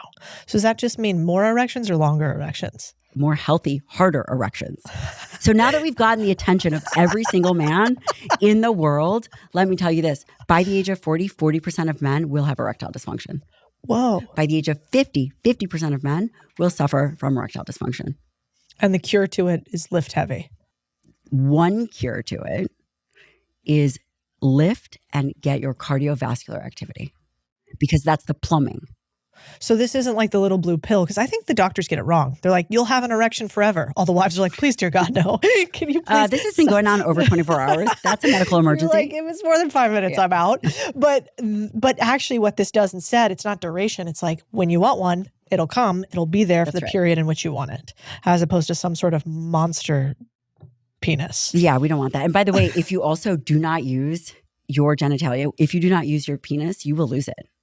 What does Men, that mean? this is crazy, but you can lose a centimeter from just not from getting your penis if you are not getting erection and you are not having sex over a period of time. If you're not getting blood flow to that muscle, it is a use it or lose it muscle.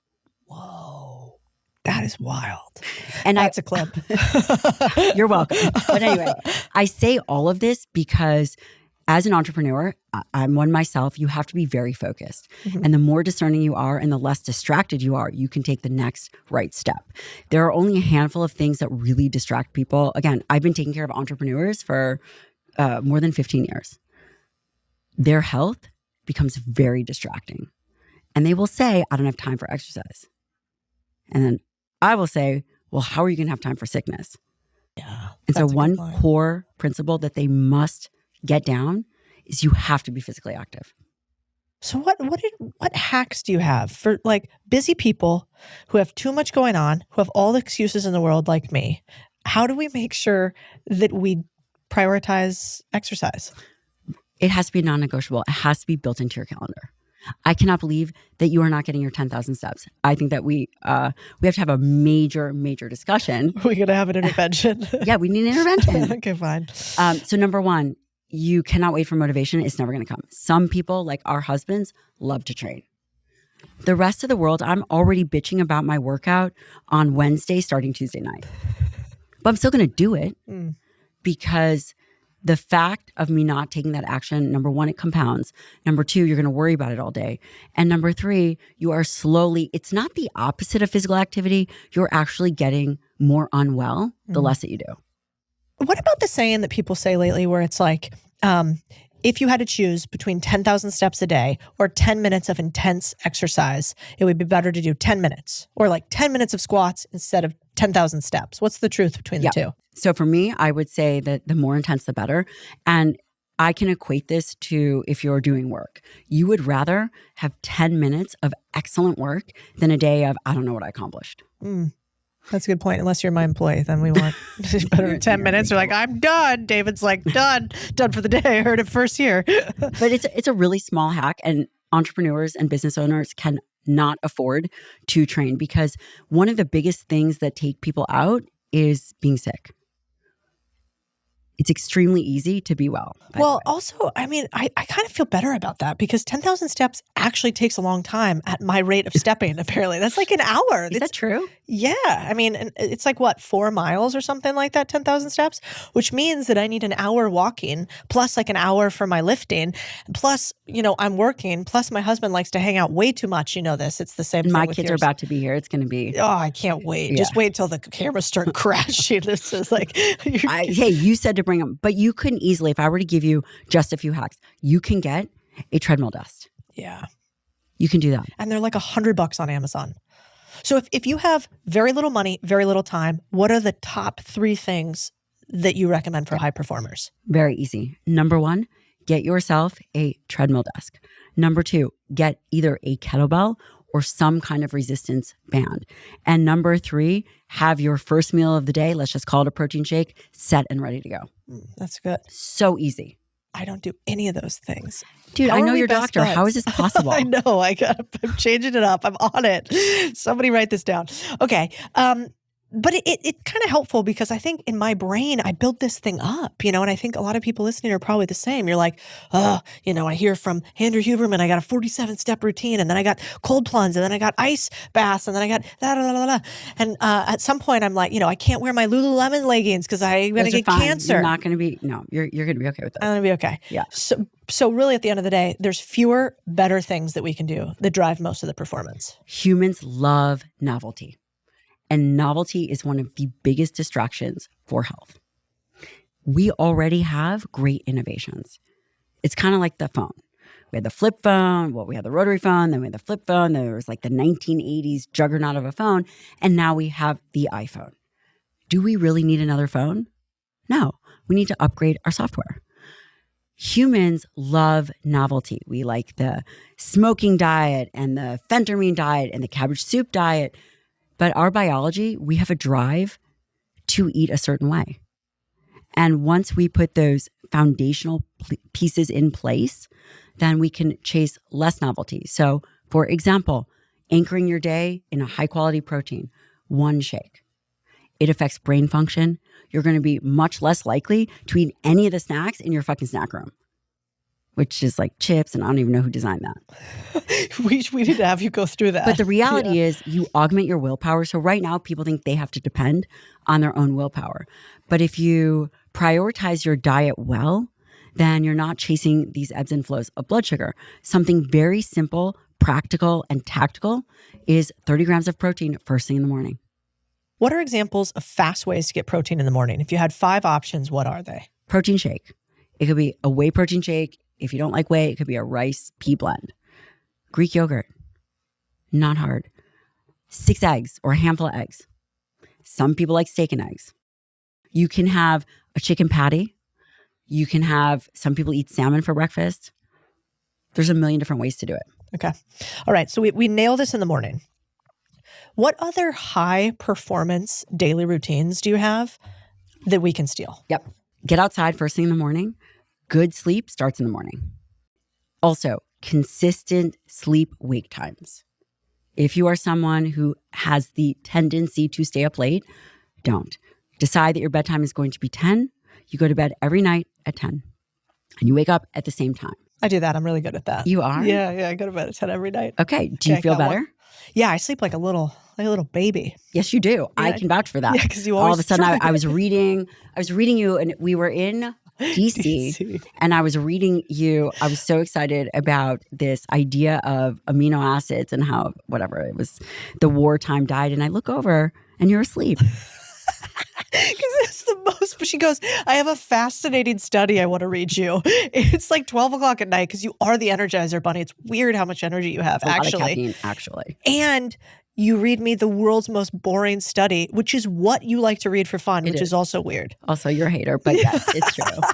And if you get outside in the morning and you get sunlight in your eyes, no glasses, no contacts, just get out there. You're anchoring. We work in a 24-hour circadian rhythm. Mm-hmm. We're mammals. That's what we do. If you anchor your morning, it sets up your night. So you are releasing melatonin, which helps with the sleep drive. It really sets you up for success because brain function can be improved with proper sleep. Because we do not think about it. When you have sleep deprivation, you are more likely to make mistakes. Not to mention your muscle protein synthesis, which is a big fancy word for, it's kind of a proxy for muscle health, is suppressed. We don't want that. No. So what does it look like when you get up in the morning? I have 2 kids. It's chaos. That's enough. Yeah. But theoretically, you get up and you walk your little kids outside. We go right outside. Immediately outside. Yes, because it's important for them. Okay.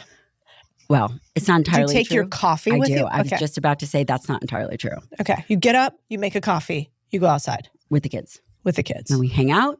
Do you ever just pull up TikTok or Instagram and scroll immediately in bed more? Never. No. Wow. No. Okay, we need to be like, I need a bracelet that says, what would Gabrielle Lyon do? And do the opposite of what would Cody do in the morning? It would be create purposeful friction. To me, that's all distraction. Yeah. And the more clear we are about the things that are important, the less we are going to make bad choices. What do you mean by create purposeful friction? What does that look like? Again, human beings, we're so predictable. And in order to be able to mitigate those highs and lows, which, early on, maybe in your entrepreneurial career, you probably allowed yourself to get really hyped up. Is that true? Yeah. And following that hyped experience, did you fall equally as low? Sure. Yeah. But you did it probably for, a handful of years. But at that peak of you amping yourself up, doing push-ups, listening to loud music before you got on stage or before you closed a big deal, most entrepreneurs will tell me that they feel kind of depressed the next day. Yeah. Yeah. Because they are chasing these highs and these lows. At the peak and the trough, meaning at the peak as high as you go and as low as you go, those are both vulnerabilities. Vulnerabilities as a doctor who cares for these people from health perspectives. That is the moment where you go off your diet plan. You just feel like you need more sugar, or they buy a car or they find a girlfriend, whatever it is, whatever their vice is, they'll go towards that. Similarly, when they are low, they are much less likely to make good physical choices. They are not going to, after a big event, go exercise. But if they were to do those things, then we don't have to spend 4 months trying to get you back on track. But it's predictable. So, how do we build up our kind of vulnerability body armor? We don't do it at the big event. Mm-hmm. We do it before. So I'm going to give you 3 things that you can do. Number 1, you create purposeful restriction.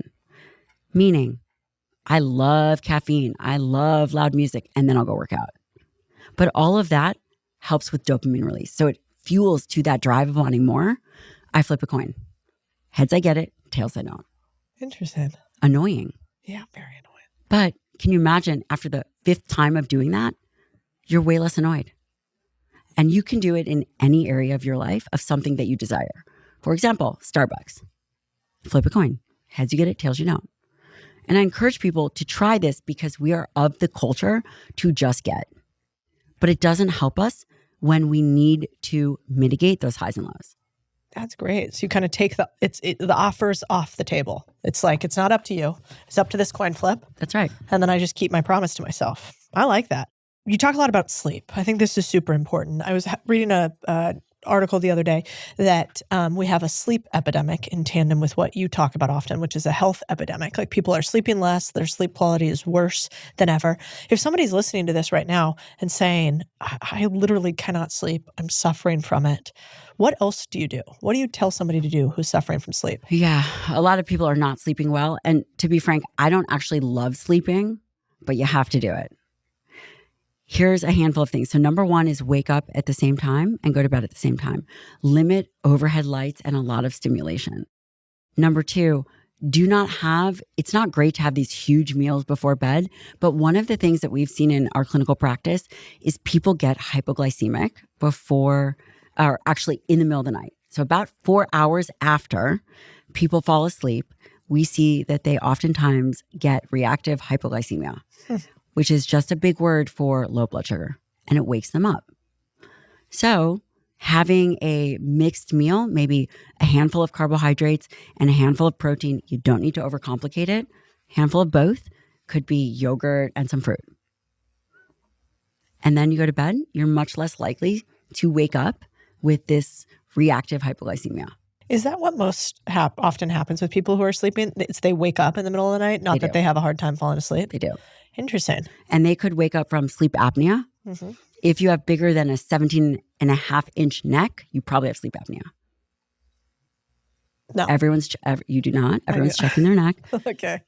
If your partner snores, they probably have sleep apnea. Yeah, I think Chris has sleep apnea. Well, yeah, of course. Every team guy I've ever met has sleep apnea. Yeah. But, they kind of don't like when they go to bed wearing the mask and the earplugs and the eye mask, they look like they're ready for takeoff. Yeah. It's just kind of like instant birth control. But still, it's really important because the data shows. So when I was a fellow, so I did my fellowship in geriatrics and nutritional sciences at WashU. And one of the risk factors for Alzheimer's was very poor sleep over time and sleep apnea. Interesting. So what do you do if you have sleep apnea? You get tested and you get treated. And that is not just mouth tape. No. Oftentimes people need to lose weight. Some people, it can be positional. And some people just have the kind of sleep apnea that requires an intervention. And there's nothing wrong with it, but you have to get tested. And you can do at-home sleep tests. It's not a big deal. It's super easy. Some of the biggest challenges in business don't come at the starting line. They come when you're ready to grow. Hiring an operator, expanding to a second location, upgrading your equipment. And yeah, those moments make for great stories later, but when you're in the thick of it, they're brutal. That's why SoFi built the Small Business Loan Marketplace to help owners like you scale without the stress. The SoFi Small Business Loan Marketplace is your one-stop shop to search and compare real financing options from trusted providers so you can scale faster. And there's no hit to your credit score for searching for financing. You could even get funds as soon as the same day as you're approved. The next generation of business owners aren't growing by draining their savings or juggling credit cards. They're growing smarter with financing that fits their business. If you're ready to grow, head to SoFi.com/Codie and see what's possible. And thanks to SoFi for sponsoring this episode. I want to ask you a bunch of rapid fire questions, actually, that I've been wanting to ask you for a while. So this is for me mostly. Yes, I wear deodorant.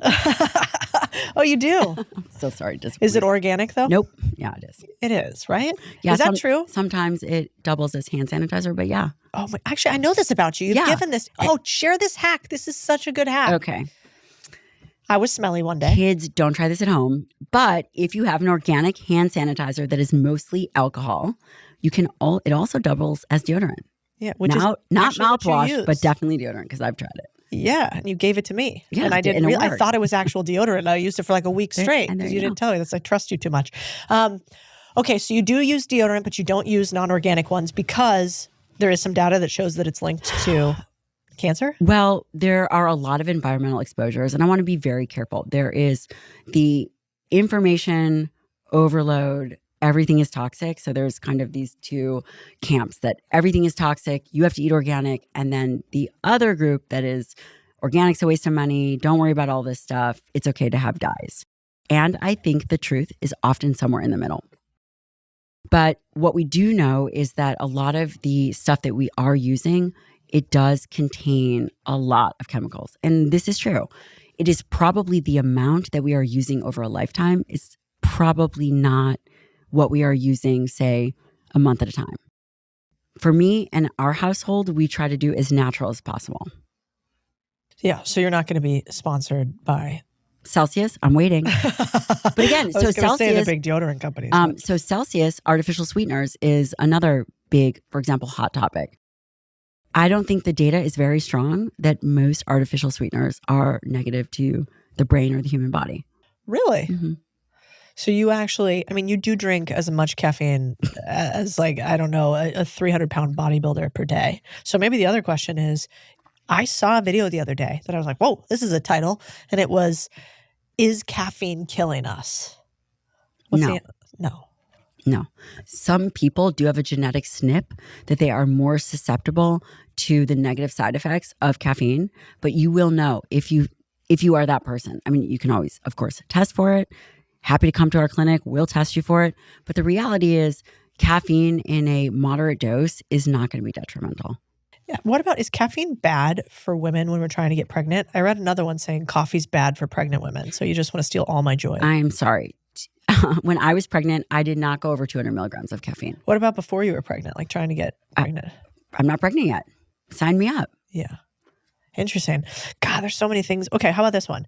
Are Lululemon's making us infertile? Are Lululemon leggings making us infertile?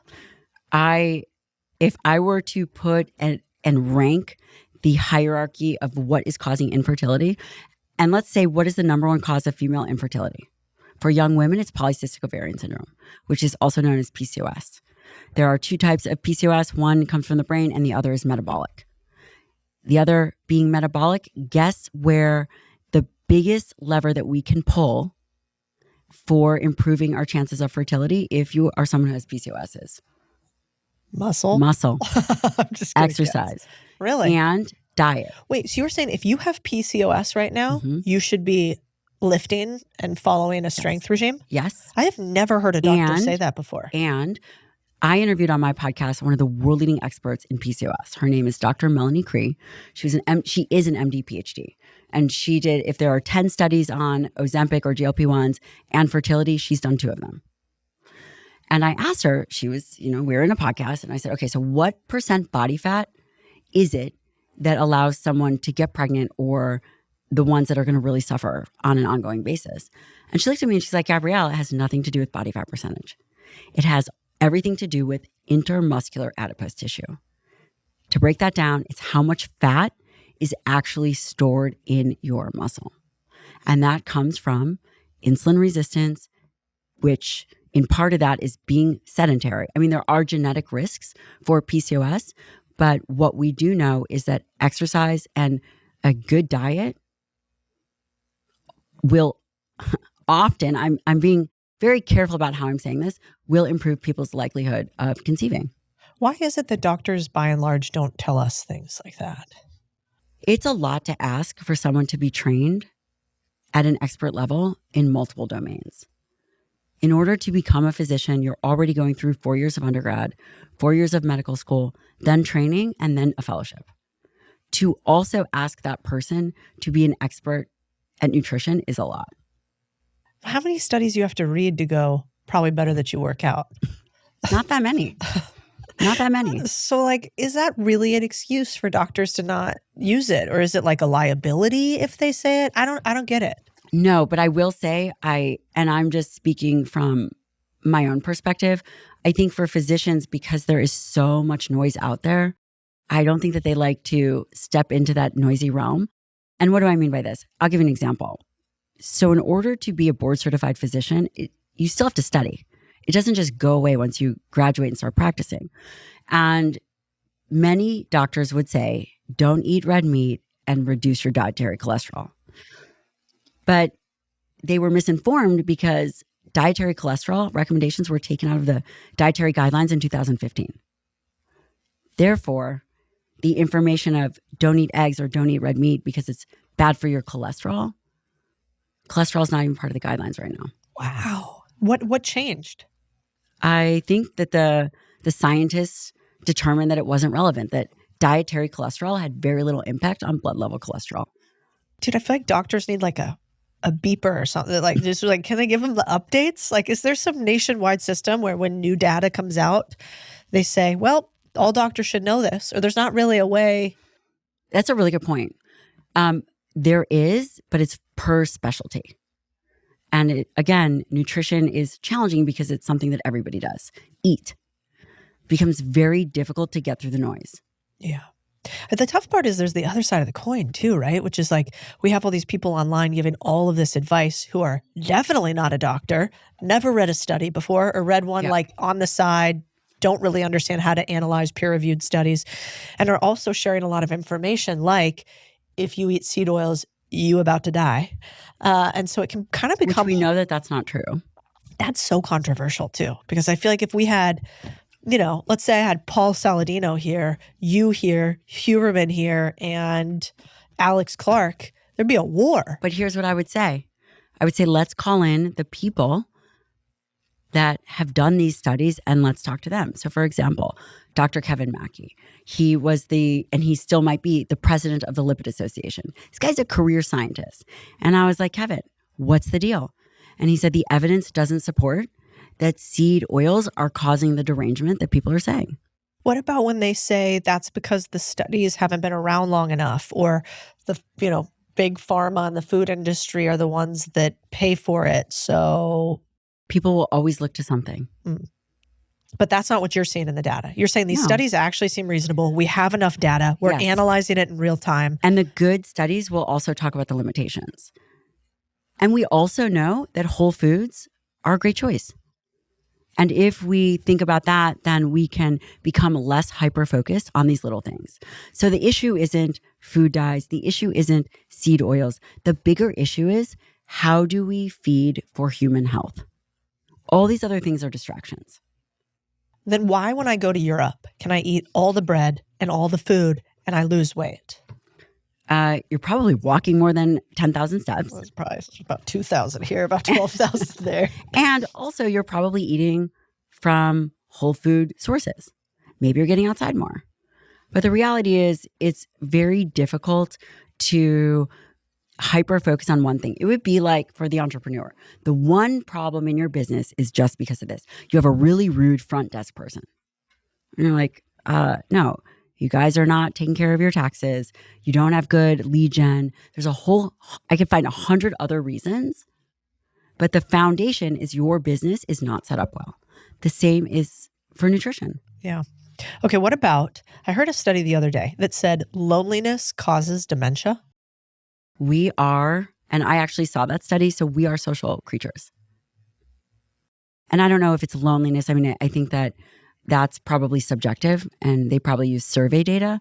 But we do know that not being in relationships and having relationships around you is a risk factor for depression and anxiety and dementia.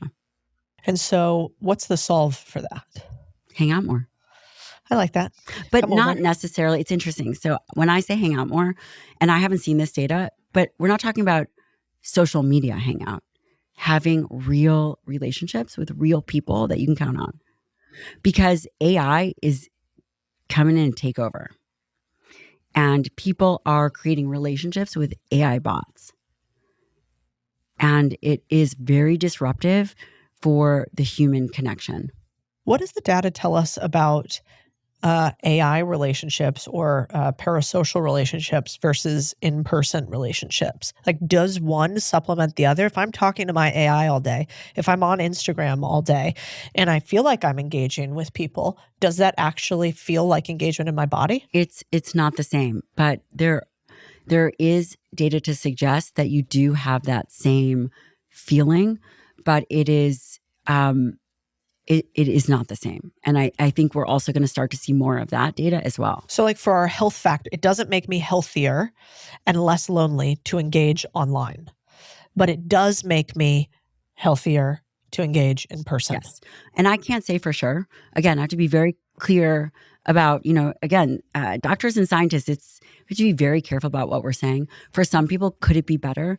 Yes, but I think that it will always be better if you are engaging in person because we have nonverbal cues. Yeah. And we are somewhat of a connected nervous system. Our eyes connect. This is how we communicate. It's not just verbal communication. You cannot do that with a robot. Yeah. Well, and then obviously, aren't there a lot of studies out there about physical touch too and how important that is? Yes. And so if we're completely replacing physical touch, I imagine that can't be great. I saw it with my grandparents, for instance.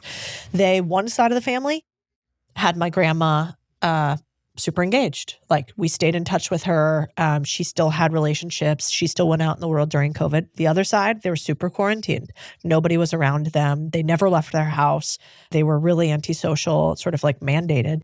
And one side, it was wild. My grandma is older.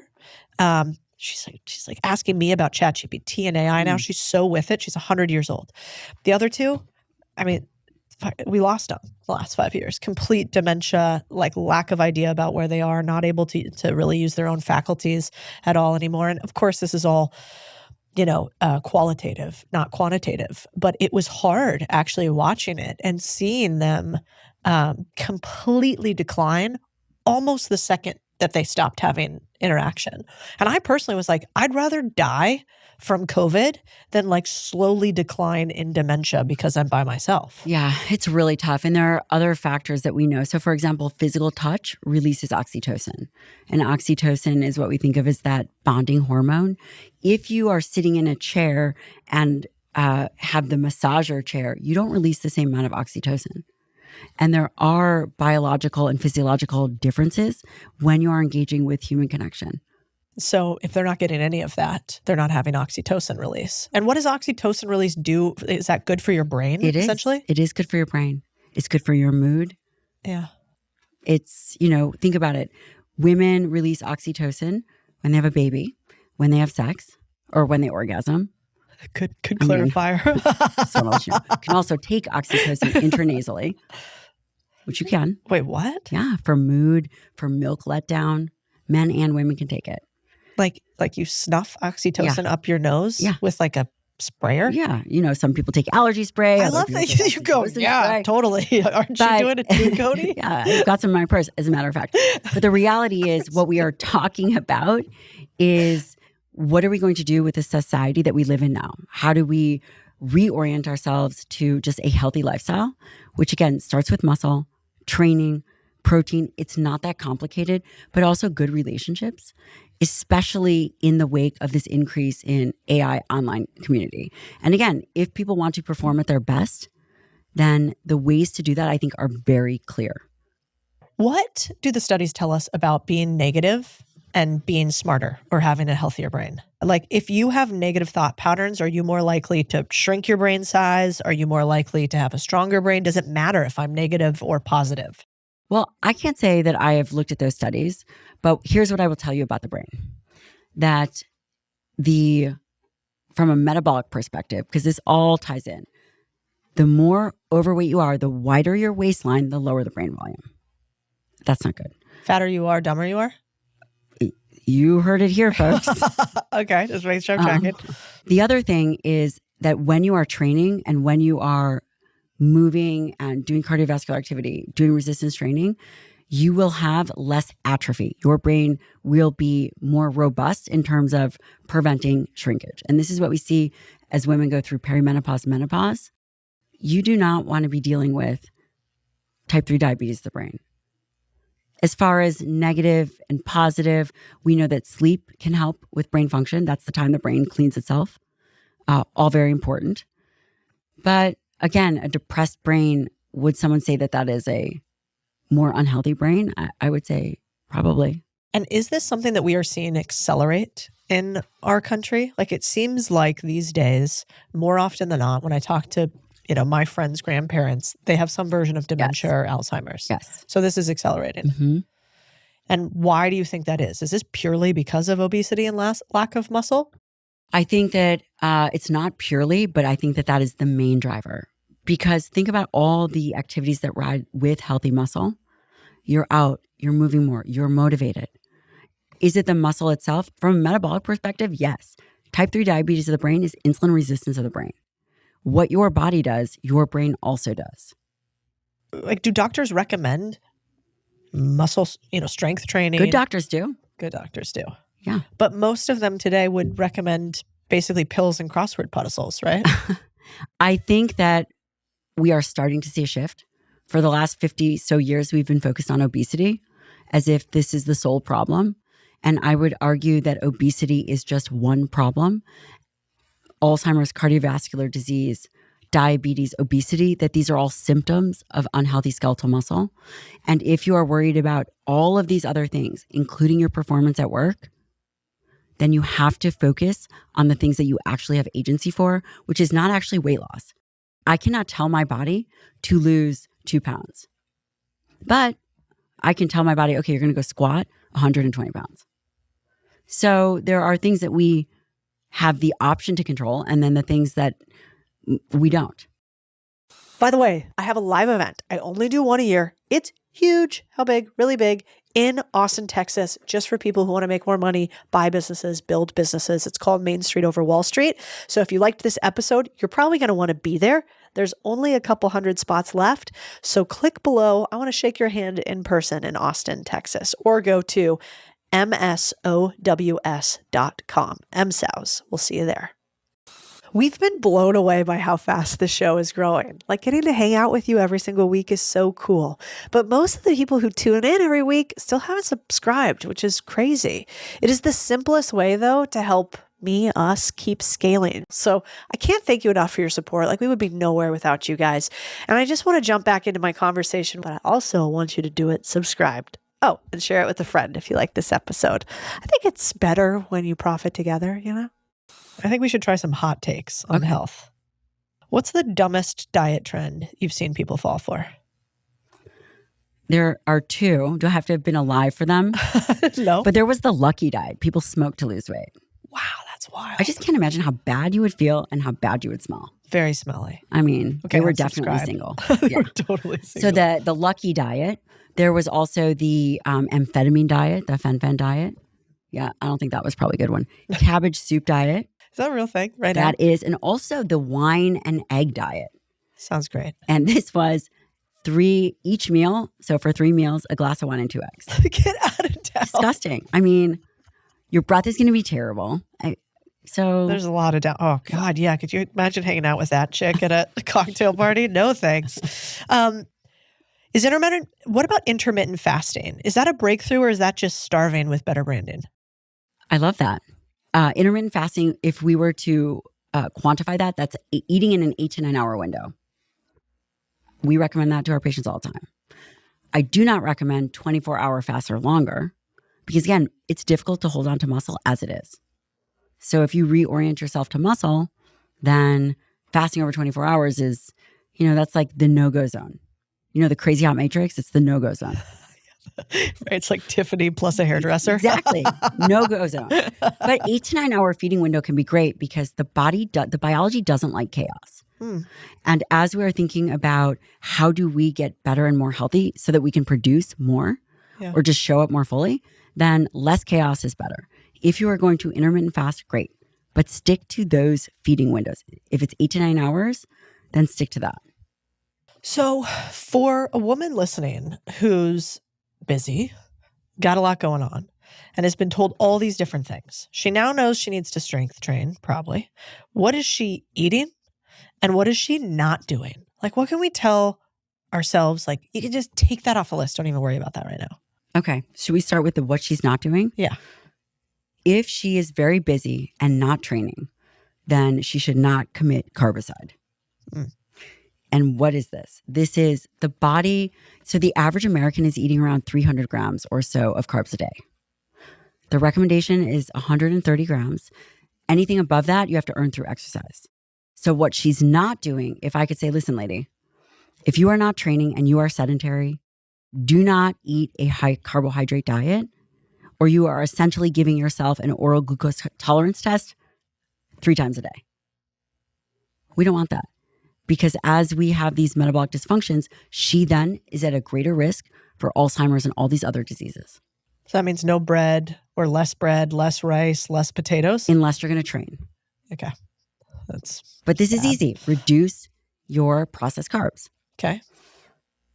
What she is doing is she's having around 100 grams of protein a day. Make it simple. 50 grams in that first meal, 50 grams in that last meal. So that's like... that's the minimum. She can do that.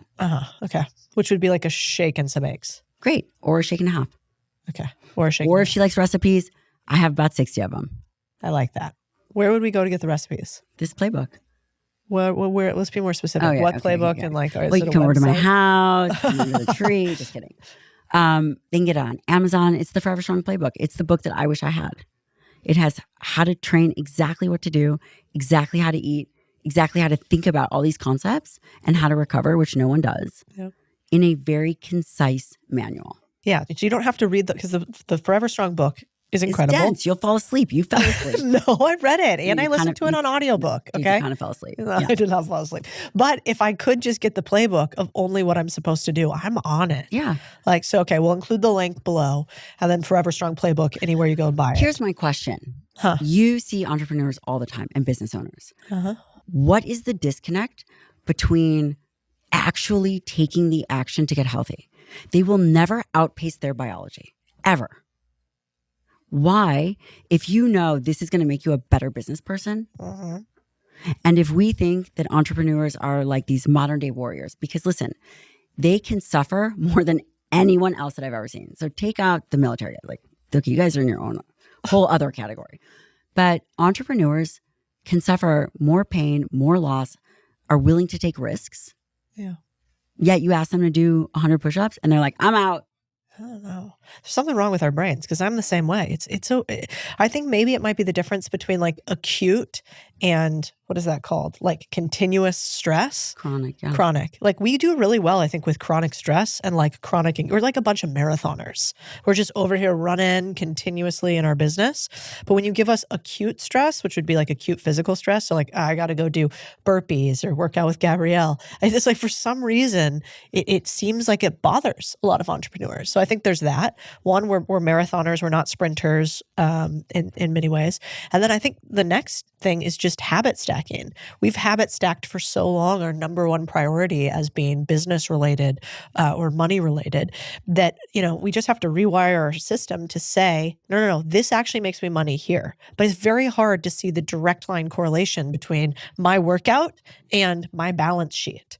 You know, that is somehow we just lose all causation between the two.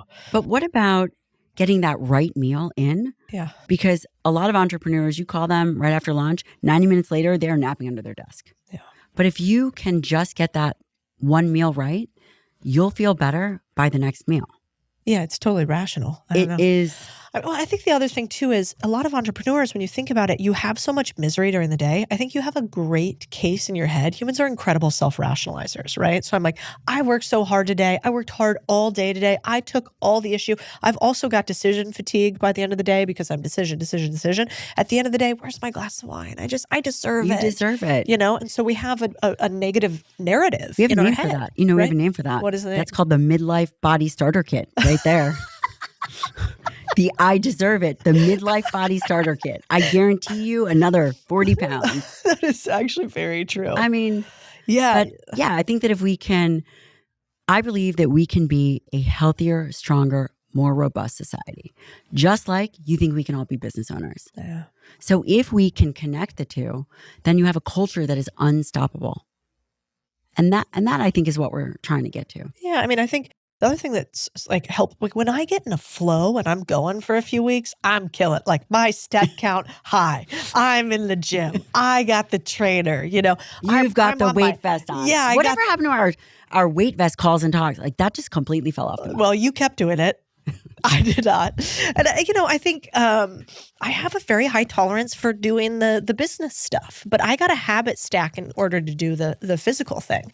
And so that's why I like listening to you, because it's just it's a reminder. You're like the female David Goggins. You're like, listen, bitch, get moving. No one is going to run that long. I run like 4 feet and I'm done. That's it. Yeah, well, we do call you what do we call you? Ant Woman and the Tiny Tornado, because half these videos of you, which I should put up here, that last one you sent me, you're throwing like it's a boulder over your shoulder, wasn't it? She just goes, but I think sometimes like you can't be what you can't see. So when I see a mom like you who has 2 kids, who has a successful business, who is a doctor and still prioritizes health, it's like, what excuse do I got? And it doesn't mean it's easy and it doesn't mean it's convenient.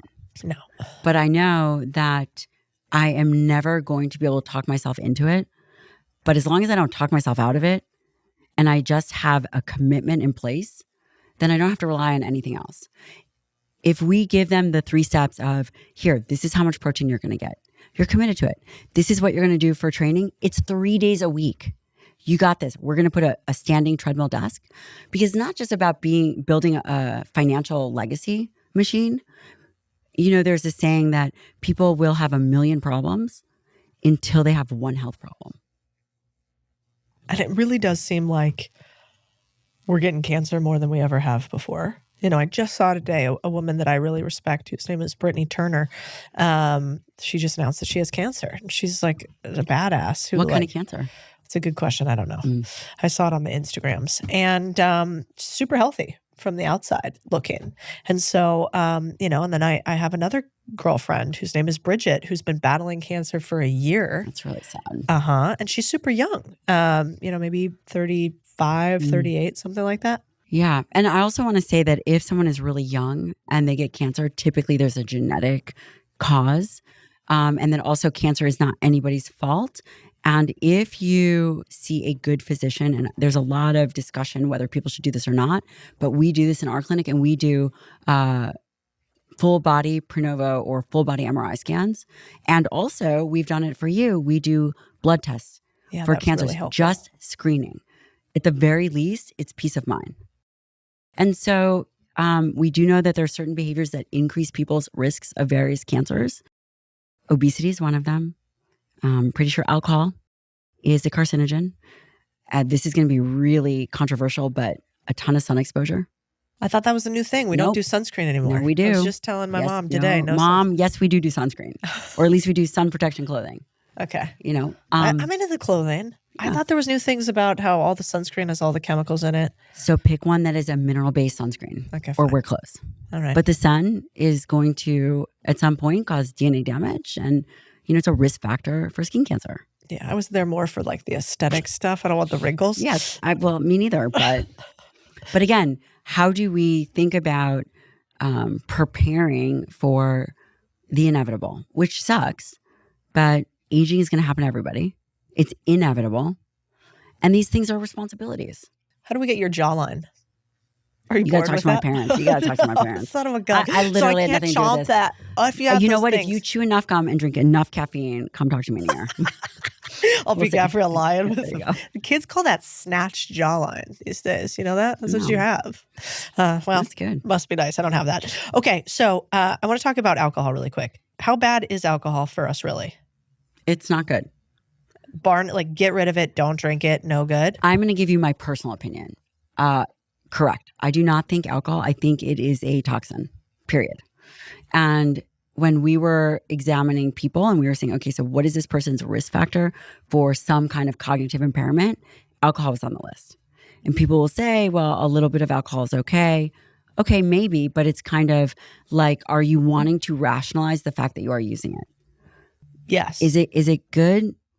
No, I personally don't think it is. Could you probably find some studies where X ounces a day is okay for you? Okay, fine.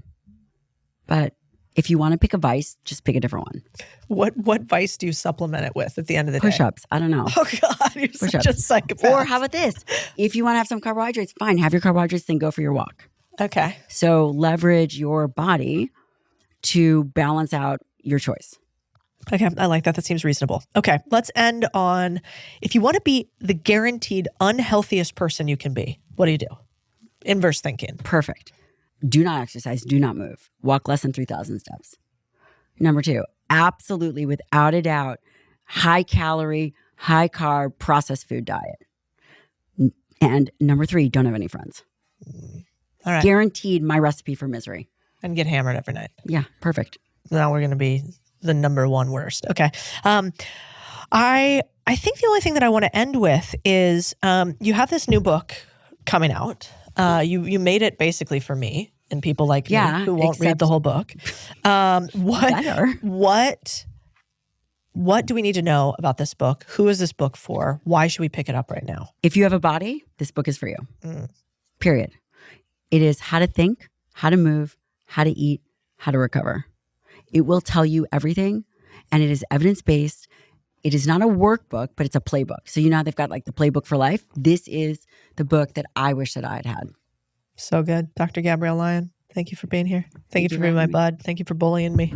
No problem. You will bully me into lifting heavy things, having friends. I mean, it sucks, but doing what I someone's say gotta do I'm it. going to do. It's so lame. Okay, bye.